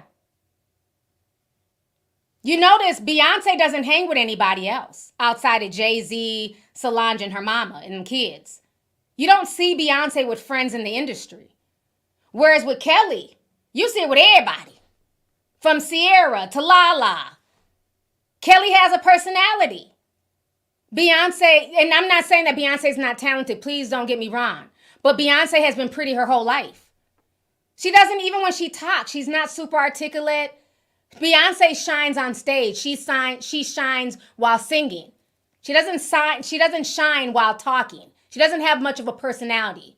She has a performance personality, but as far as like just what Beyonce's on day to day or even what she posted on social media, she doesn't have much of a personality to me. Whereas Kelly Rowland has more of the personality, in my personal opinion. But then on the flip side, you have light-skinned women like Rihanna, who has a big personality. So again, I'm not saying every light-skinned person, because again, Rihanna has a big personality. You know, she's outgoing, she's vivacious. But I feel like you have a lot of light-skinned girls who are like Ice Spice. Ice Spice has been cute her whole life. Always told she was pretty. Even her coming into the industry, she didn't bring any real talent into the industry. She just bought her ass cheeks, her twerking skills, and her mediocre raps. And look how far she's gone to doing songs with Taylor Swift, Nicki Minaj. Mediocre at best. Then you have chicks like Cupcake who have been in the game for years. They all rap about the same shit. Sex, their coochie, sucking dick. Cupcake is nowhere near Ice Spice's level. Asian Doll is nowhere near Ice Spice's level. Who else? Can't even name anymore. Suki. I guess you could say Suki as well. Flo Milli. That's another one. And again, they all rap about the same stuff. None of these people are conscious. So if everything's even, why are these other girls not getting the same push and light? Things that make you go, Cash Doll's another one. And Cash Doll was another token dark-skinned girl. Doechii as well. Thank you. Doechii as well. Doechii's very talented. James put me up on Doechii. And I like her songs. Money Long. Look how long it took her to break out and find success. She'd been writing for a long time. Esther Dean, one of my favorite songwriters. Esther Dean. Ask yourself why a lot of the dark-skinned girls are behind the scenes writing songs instead of being in front of the camera. Ask yourself that. When you look up a lot of the songwriters who have written some of your favorite songs, they're dark-skinned women. I love me some Esther Dean. Very talented. Amazing songwriter. Diplo's one of my favorite songs. So, colorism is real. Yes, 7th Streeter is another one. Beautiful girl. Coco Jones is gorgeous. Love me some Coco Jones. Why is she not as big as Zendaya? And I love Zendaya too. I'm a big Zendaya fan. But let's keep it real. But back to Cash Doll. She was a token dark-skinned girl. She swore up and down. She didn't know what colorism was. Colorism? What's that? I don't know what colorism is. It doesn't affect me. Really? Okay, girl. Then what happened? Once she started seeing Cardi B and, Lotto and Glorilla, all the light-skinned girls surpassing her, and then she wanted to start talking about colorism. Well, maybe colorism does exist. You think? But keep on playing willfully ignorant. Because people be scared to just call it out how it is. But I think that's what a lot of it is. It's like people get intimidated, especially if you're a dark-skinned girl and you're pretty and you have a personality and you can talk about stuff. You can hold a conversation. And you can talk about a wide range of topics. I even get in this weird industry that I'm in, the influencer blogging industry. They try to act like I don't even fucking exist. Take my shit, take my swag, everything, and act like I don't exist. And it took me a while to realize why that was. Why are you going to shout out the source of where you're getting your info and your research when you can just be pretty and regurgitate everything the chocolate chick has said? Why put her in the spotlight when you can just watch and take notes and be pretty and just regurgitate it? So, it's real. But at the end of the day, somebody said Summer Walker and Ari Lennox. Yep. Agree. SZA. Yeah. And again, this isn't to like, somebody said Joe Budden is watching. Hey, lovely Joe! And again, this is not to shame anybody. Nobody should leave this stream feeling bad about their skin tone, that they cannot control how they were born. I'm just telling y'all my experience and how I grew up. My experience is not everybody's experience. You know what I'm saying? But it's just things that I've noticed over the years as an older woman. And as an older woman, I can speak to that, especially to younger girls, like Cleo and girls coming up. And I would just say to anybody, any young girl, light skin, dark skin, black, white, Latina, Asian, don't allow people to play you. Know your worth. Know your worth. Because when you know your worth and you have discernment, those red flags are going to start flagging. Those bells are going to start ringing. And at that point, you can walk away from a situation. Because what she went through was very unfortunate. But it happens all the time. Where people would think because they gave you an opportunity or a shout out, you owe them your life. And you don't. Because you have to remember you were somebody before you ever met that person. Before you ever went on that person's platform. Before you ever stood next to that person. You were somebody. Everybody is somebody at the end of the day. So don't ever allow somebody to make you feel like you're beneath them and they're up here. And I get that type of energy from Ice. Even the way she's come in and thrown a lot of shade at Lotto. And Lotto has thrown shade back at her. And Lotto has copied some things that IceSpice has done. But IceSpice has never given me girl vibes. She's given me catty. A lot of these girls are just catty. Most of these girls are not girls. They only try to put on a facade like they are.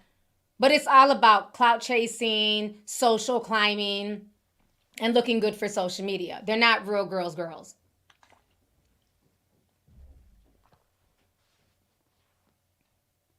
So I think it's really sad. I think IceSpice is going to need to really go and reevaluate her moves and how she treats people. At this point in time, Cleo needs to realize that IceSpice was never her friend. And she needs to move forward with her life and keep doing what she needs to do. But the thing I'm going to say for Cleo, when you put personal business out there on Front Street, you don't have the same complexion for protection as IceSpice. So you're going to be deemed problematic. You're going to be deemed the angry black woman. And your opportunities are going to be far and few between, unfortunately, if you're trying to make it mainstream. So you might just want to focus on your independent bag. Because, see, IceSpice blasted a whole conversation with her and Nicki Minaj. And nothing stopped her career. She's still chugging along. That's because IceSpice has certain connections. Lucian Grange, Elliot Grange, and Riot USA are not going to let her fall by the wayside. And this whole situation will soon be swept under the rug, too. But who's going to be given the side eye in this situation, as far as the industry is concerned, is going to be Cleo. Unfortunately, you don't have the connections or the protection or the complexion for the protection. So at this point, she needs to realize that, and she needs to do everything that she can do to cultivate a genuine fan base and make it about the music and not about the drama. Because nobody wants to be around somebody who spills personal tea when you're talking about industry people. Social media is here for it because we're messy. We have nothing else going on in our lives. We're bored. And for us, it's popcorn, it's tea, and it's something to talk about. But for you, this is your career. This is the industry that you're trying to break into. I don't give a fuck about this industry like that. Never have, never will. So you're going to have the same mentality and understand that you doing this is probably going to keep you independent. And that not everybody's going to be okay with you putting information out like this. So she needs to be very, very aware of that. Diamond says it's gossip, which is a sin. Yet you're here sipping slow. Make it make sense. That's like people be writing that in the shade room. Yet you're in the shade room comments. Okay, girl. So let's go ahead. I want to also hold on. Show this part. The manager, IceSpice's manager, is replying back as well. So I want to go ahead and read what the manager has to say about the situation. So let's talk about this here. Let me share my screen real quick. Oh, okay, share this tab. Okay, so this is from I got an icebox where my heart used to be. Her manager's name is James Rosemond. So he says this, and again, like I was saying, the industry is taking notes about with all this drama, okay? So he says, this is what happens when an artist's team don't manage their artist's expectations. When an opportunity comes in front of them, if you're not prepared for an opportunity and your team isn't properly advancing, then that's on them, not on us offering the opportunity. The entitlement and ego are crazy. An artist and their team needs to know what to do when these opportunities come their way. They need to know how to leverage it to advance their careers. But some artists just don't know how to come out with hits, so they crash out and go on rants. So they're already, this is somebody in the industry. So y'all see how the games are being played? They're already starting I don't want to call it a hate train because that's Nicki Minaj's thing. They're already starting the train against Cleo. Then he says, my team spoke to the artist's manager this morning, and the artist's manager said he blames himself because he pushed his client to stay because it was a great opportunity, but he knows his client is 100% wrong. The manager realized his client didn't have the financial backing to be on the tour. Let me ask you this. Why would a girl named Cleotrapa, who most of the audience, let's keep it real, most of y'all don't know her music. I barely know her music, okay? Half the people in the chat were saying, who is Cleotrapa, okay? Most people don't know her like that. Why on earth would IceSpice or IceSpice's team think that she has enough money invested in her for them to be able to back up this tour? That doesn't make sense. Cleopatra should have been the type of friend to IceSpice that IceSpice would say, I got her. Whatever she needs, I have. You mean to tell me that I can look out for people just on GP with what I make? I remember when I did my first ATL event. You know, a lot of people didn't know what to expect. People wanted to come. Some people couldn't afford it. And I reached out to people, and I had a few people reach out to me, and I said, okay, what are you having trouble? What can't you afford? Is it the ticket? Is it a plane ticket? Is it Airbnb? They told me what their financial situation, what they couldn't afford. I'm going to just leave it at that. I literally dropped close to 10 grand paying for plane tickets, Airbnbs, hotel rooms, just different things to help different people out who really wanted to attend my event and support me and come to our first official meetup. I didn't have to come on social media and brag about that and say I helped such and such. It's nobody's business who I helped. They know who they are and they're forever grateful. And I'm forever grateful that they came and I got to meet them and shake their hand and hug them face to face. So if I can do that for people that I've only met online, that I've created a bond with, this is somebody that you've been claiming to the public is your friend. Why couldn't you have just ate the fucking cost? What is the problem? Y'all bitches rap all day about balling and money and all this and that and how much your outfit cost. Why couldn't y'all have just ate it for one person? I ate that shit for like 30 people. That's insane to me. Let me keep going. Then he says, you have to invest in yourself, aka pay expenses if need to be for the opportunity. It's corny. Someone gives you an opportunity. This is the thanks the person gets. Openers don't have the same thing that a headliner has. The entitlement and ego are crazy. I don't recall Cleo ever saying that she was a headliner. She knew her place on the tour. But the thing is, y'all know damn well, this girl is not that established or paid. And I don't care. Cleo can do all the bragging she wants about being a Nigerian hustler and I get money and my rent is $3,000 a month and my car note is $5,000, whatever. All y'all tell the same bullshit stories on social media to these young folks. Me as a grown woman, I see through the facade. You don't have it like that because if you had it like that, you wouldn't be on social media crying and spilling your guts. Okay? So let's keep it real for once. She does not have it like that. She's up and I'm not saying she's broke. I'm not saying she lives in a soup kitchen. But when you're going from city to city, hotel room to hotel room, and you have to feed yourself, hotel rooms are anywhere in a decent hotel, because it sounded like they were staying at 4- and 5-star hotels. You're talking about minimum $200 to $400 to $500 a night. The average person cannot afford that for a 30-day tour. So for them to assume that she or her management team had that type of money is silly. Yes, IceSpice asked her. IceSpice gave her the opportunity. But you know deep down inside when people have it and they don't. Even for me, there's certain people, I won't ask them to go on no trips because I know they ain't got it.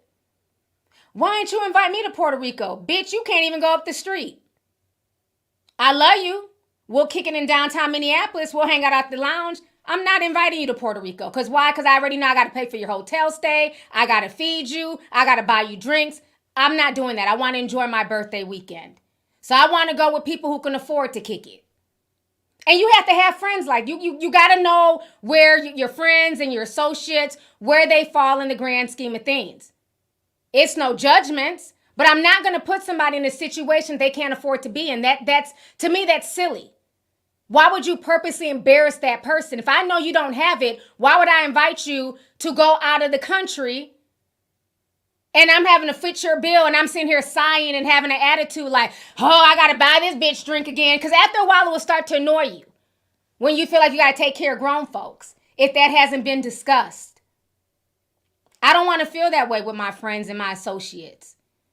So I'll cover what I can afford, and all of that is going to be discussed beforehand. You can't afford this, I'll get this for you, but everything else you got to get yourself.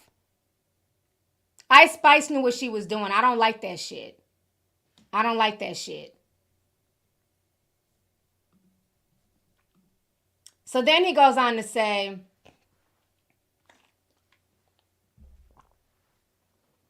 I came on here to put a perspective out there.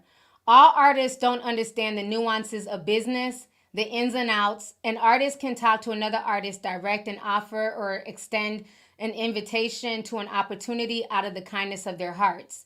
Sometimes an artist can mistakenly misspeak and just genuinely excited to be extending the opportunity. But that's where the artist management needs to come together and ask the right questions to make sure things are accurate, because there's always a cost associated in the opportunity. First of all, you're not coming online to put out a different perspective. You're coming online to be the voice of iceSpice. Let's keep that real, because up until now, I've never heard of you.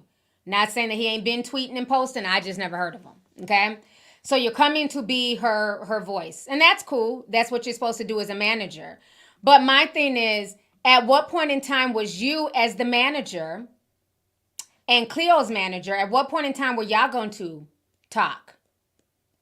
At what point in time were you as the manager going to pull over your artist to the side and say, hey, does your friend that you're inviting on this 30-day tour, do they understand the ins and outs? Does your friend know that we're not going to cover all her cost? And then at that point, iceSpice would have told you, oh, I didn't know I wasn't sure what I needed to tell her. Okay, cool. Well, let's have a meeting with your friend so everything can be discussed beforehand. So it sounds to me that you as the manager also dropped the ball, because how is Cleo thinking one thing, iceSpice is thinking another thing, but management is not talking? What the fuck am I paying y'all for? Why are you getting a check? At what point were you going to pull Cleo to the side as management and let her know, look, we're giving you an opportunity, but your team has to cover everything? Because I think if she knew that, she would have not embarrassed herself. If she knew that, she wouldn't have been knocking on iceSpice's door to get in the room to lay down and whatever else and to shower. No young woman is going to put herself in a situation to look like a beggar, to look like she don't have it like that, if she doesn't need to. So this manager is also not doing his job as a manager. But again, like I always tell y'all, people love titles. I'm a manager. I'm a CEO. I'm an entrepreneur. People love titles, but are they actually doing the job? That's the real tea. So then he goes on to say this. What rubs me the wrong way is we live in a TikTok social media economy where people know how to go viral for clout, and they go public with something that can be handled from a private phone call to speak on differences. I'm big on fairness, unity, peace, and love. Best way to live to sleep at night. But we have to be grateful of opportunities that we get. Sometimes experience is not what we expected, and that's okay. You learn from it and you move forward. The public bashing just means therapy is needed. Damn. He done turned into he went from a manager to a psychologist. Told her ass, you need therapy, bitch. Next. Damn. He turned into a psychologist. That's crazy. Told her to go to therapy. So for me, I feel like there's a lot of nonsense with this whole situation. He is the voice of iceSpice. He's speaking on iceSpice's behalf. But they're definitely laying the foundation to put it out there that Cleo is not to be trusted. She's messy. She took it to social media. So I hope that she understands that a lot of her opportunities in the industry may dry up because of this. And as long as she's okay with that, and she's come to peace and she's come to terms with that, she needs to keep doing her thing independently. But iceSpice was never your friend. And a lot of people been clocked that tea. She was never her friend. And I just think the whole thing is, it's sad. It's really unfortunate. And then there was another post where she did, how long I've been on here? Oh, we got over 9,000 people in here. I've been on here. Okay, hour and 46 minutes. Okay, good. Still got a little bit of time. Let me see.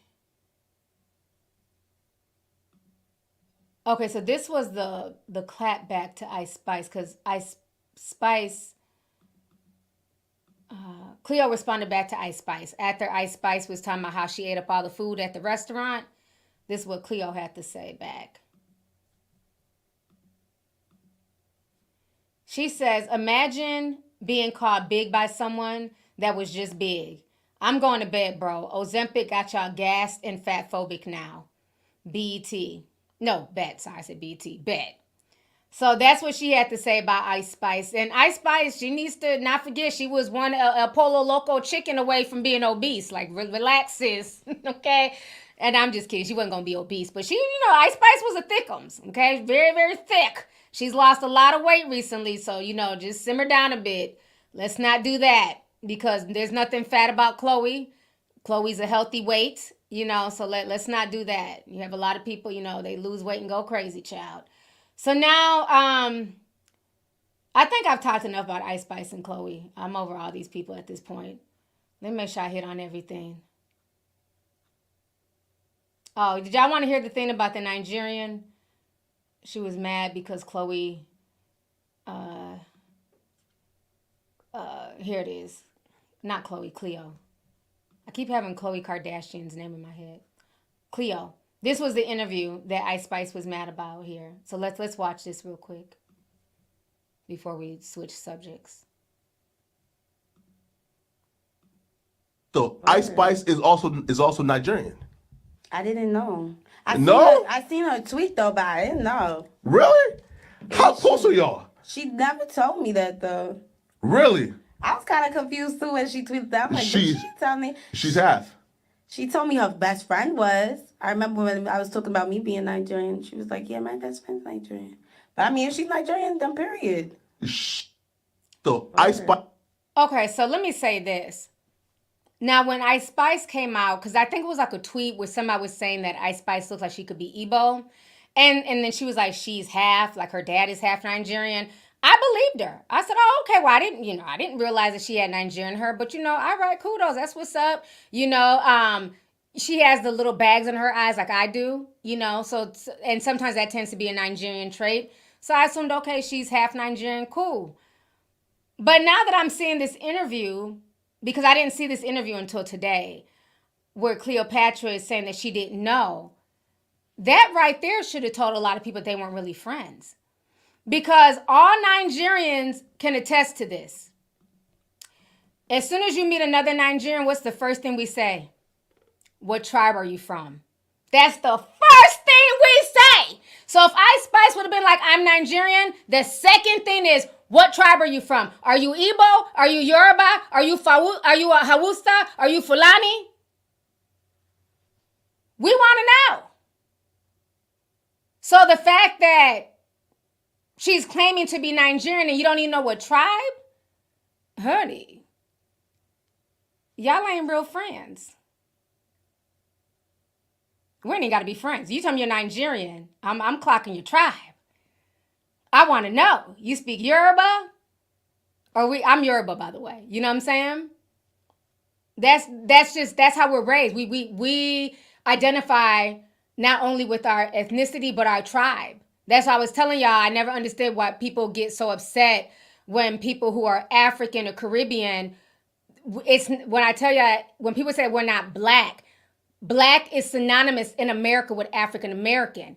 Everybody else outside of Africa, everybody else in the diaspora, Caribbeans, African, we identify with our ethnicity and our tribe. That's why Jamaicans, Caribbeans, they'll say they're Jamaican, they're Trinidadian. They identify with that. They don't identify with color.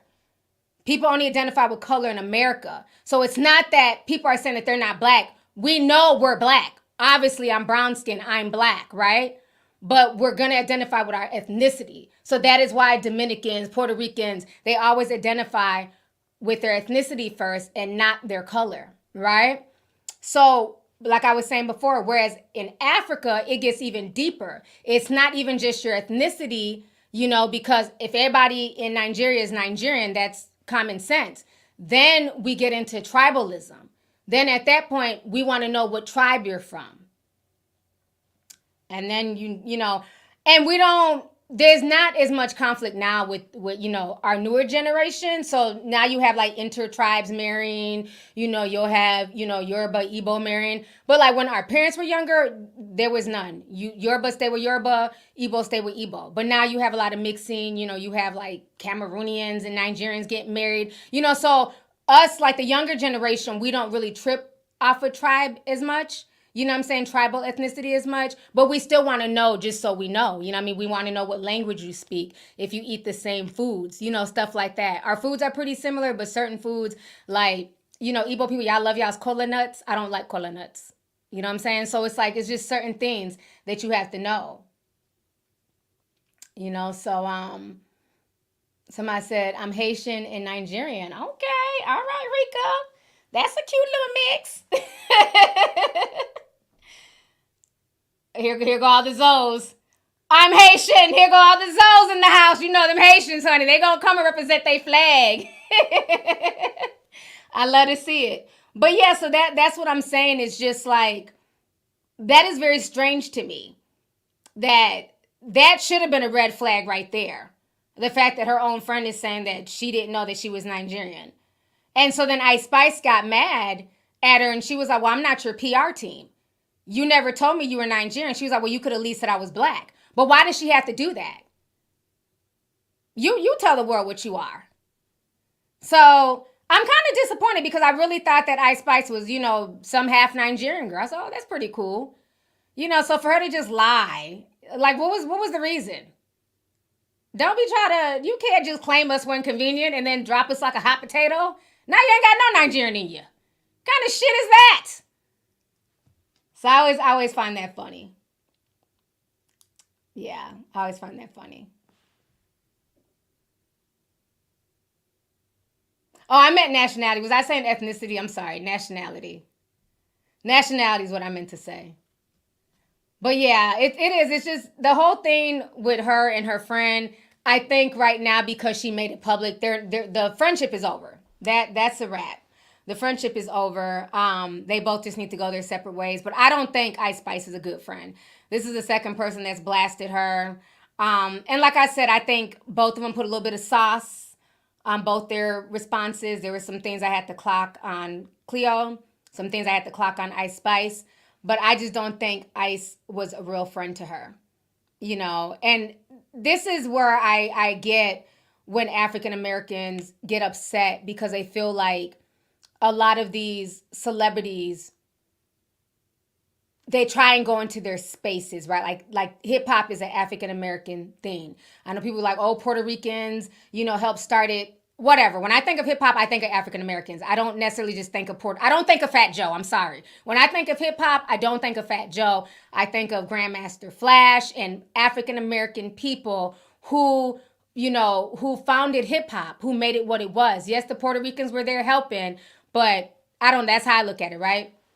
So I get when they get upset, when they feel like people try to, they'll be racially ambiguous, but they'll want to make themselves seem more black to sell records or to get an African American fan base and then switch it up, right? The same thing, who's the one that's half Indian, Tyler? It's like, I get why a lot of African Americans were kind of feeling away. Because it's like, if you want to be Indian and South African, then girl, just claim that and keep it in South Africa. Don't come, trying to use Americans and African Americans to promote your music, to hype you up, to come to our award shows. And now I'm South African, I'm Indian. But when you were coming in the door, you didn't mind people thinking that you were mixed or that you were half African American or whatever. So I get how they get upset about that. It's very weird. Somebody said there are light-skinned Nigerians, by the way. All of them are not bleaching yet. Nigerians come in all colors. There are light-skinned Nigerians, dark-skinned, of course. People come in all colors. Yeah, I see why they say a lot of it is people, it is culture vulturing. You know what I'm saying? Because they'll come in and then they'll come in under the guise like they're coming through the African American community. And then once they make it, it's, I'm everything else but African American. then it's, oh, I'm Dominican, I'm this, I'm that, because I think IceSpice is half Dominican or something like that. You know, so I don't know. It's just strange. Just come as who you are. It's okay. Just come as who you are.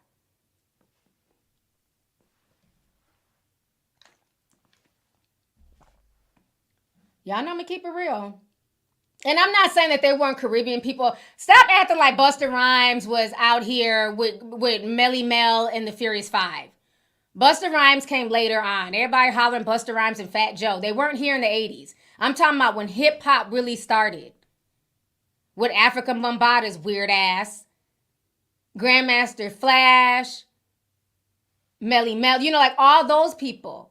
Yes, there were some Caribbeans in there. Yes, they were Puerto Ricans. They're Caribbeans as well. You know what I mean? They were in there. But it was started by African Americans.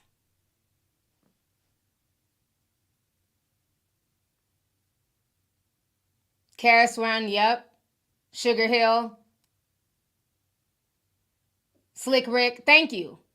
A lot of people that y'all are naming came after. So for me personally, somebody said Paul Wall, child.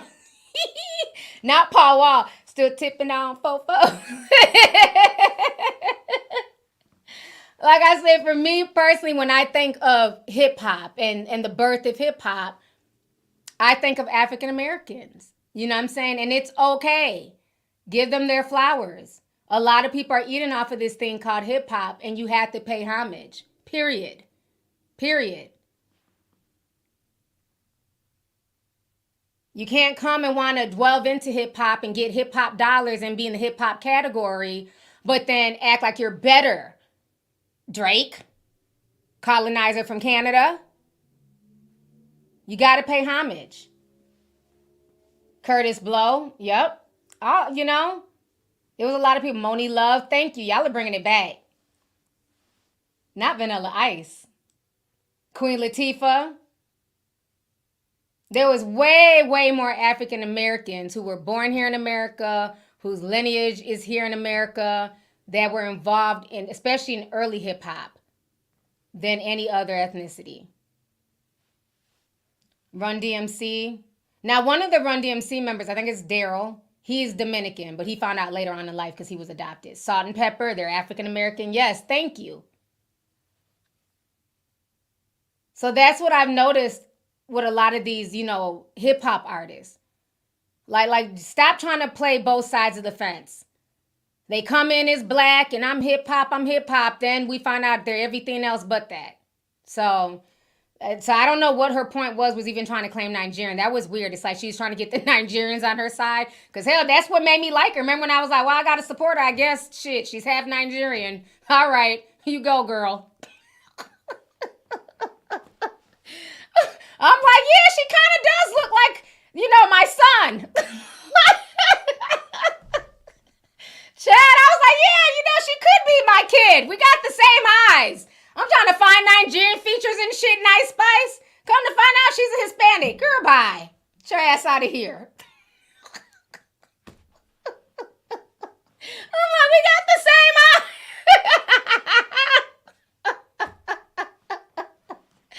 Oh my gosh. All right. So before I leave, let me go ahead and talk about this last topic. Who is it? Blueface daddy child. Look at this attention-seeking mess that Blueface daddy's doing. So a lot of people don't even know that Blueface had a daddy. But I've noticed ever since Blueface went to prison, because as you know, Blueface is locked up and Krishan Rock is locked up. So Krishan Jr., I believe, is with Krishan's family, like her sisters. And so I've never seen Blueface's daddy until Blueface went to jail. But I've been noticing the daddy has been chasing social media clout. Recently, let me see if I can find this. He went viral a few weeks ago for screaming like a banshee. Just screaming like he lost his mind. See if I can find the video. Just screaming like a lunatic.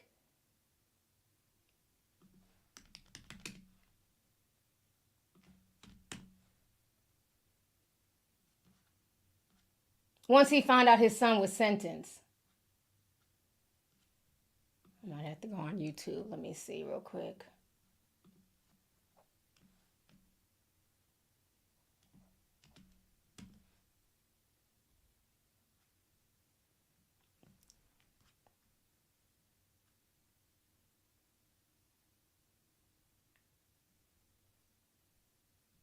Okay, I think this is a video. Well, shout out to Blueface. Yeah, this is it, child. So it seems like ever since Blueface has been locked up, the daddy's been looking for attention. So let's watch this real quick. Somebody said the daddy's a porn star.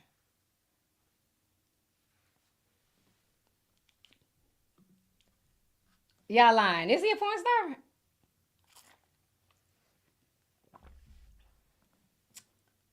Y'all got the link.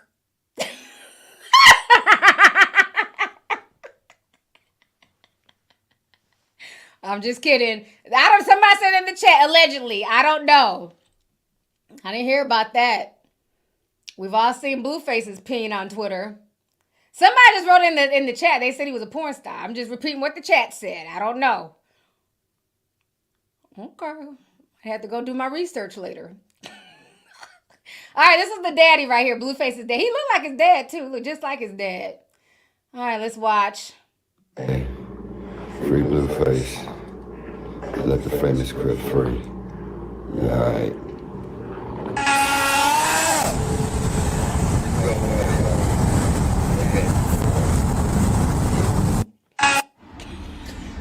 Good afternoon, y'all. Papa tell the results. I'm gonna let. So the daddy's just been out here looking for attention. Who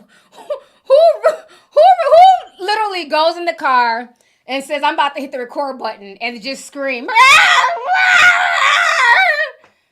Okay, daddy. Black king. It was krings and shit. So now he's out here looking for more attention. So I guess Junior turned 1. I didn't even realize the baby was that old. So the daddy decided to throw the baby a party. Let me share this with y'all. Amazing blessed day. Free Blueface. Also, we're all hoping that they free Krishan within the next week so that she's able, her and Junior, to go online and open up all you. Let me refresh this. Okay, hold on. I want to be muted. Good morning, top of the AM, y'all. Wanted to wish Krishan Jr. happy first birthday. Hope you have an amazing, blessed day. Free Blueface. Also, we're all hoping that they free Krishan within the next week so that she's able, her and Junior, to go online and open up all you guys' beautiful gifts. Thank you so much. Much love. Couldn't do it without you. Once again, happy first birthday, Krishan Jr. Papa Blue loves you and miss you. Peace. I'm out.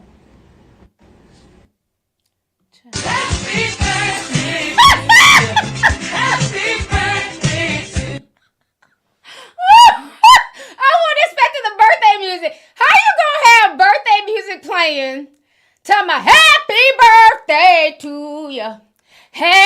Did you invite the child? So you gonna throw a birthday party. The baby's not even there, y'all. The baby is nowhere the baby is in Baltimore. He's not even in LA. The attention whoring that these celebs and their parents, I thought the mama was bad, Carlisa. It looked like the daddy now, he's trying to be viral.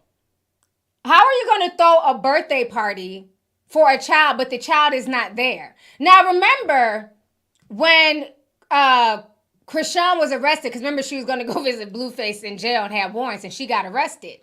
Remember Marsh had the baby, and they were asking if one of the grandparents could take the baby. What did Blueface's daddy say? He said, no, I don't know that baby. So it's very interesting that a few months ago, you didn't know the baby.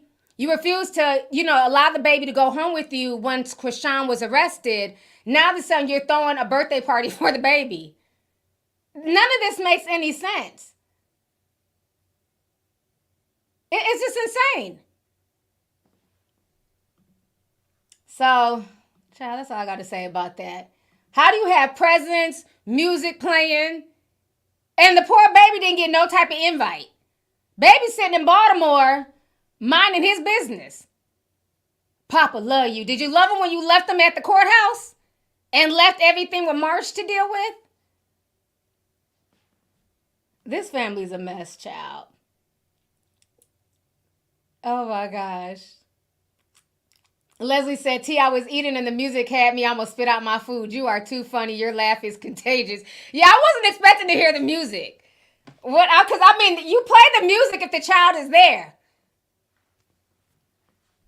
Have the nerve to have a big old party room with balloons and the stuff, the cap on this app, the stuff that people do for social media attention is insane.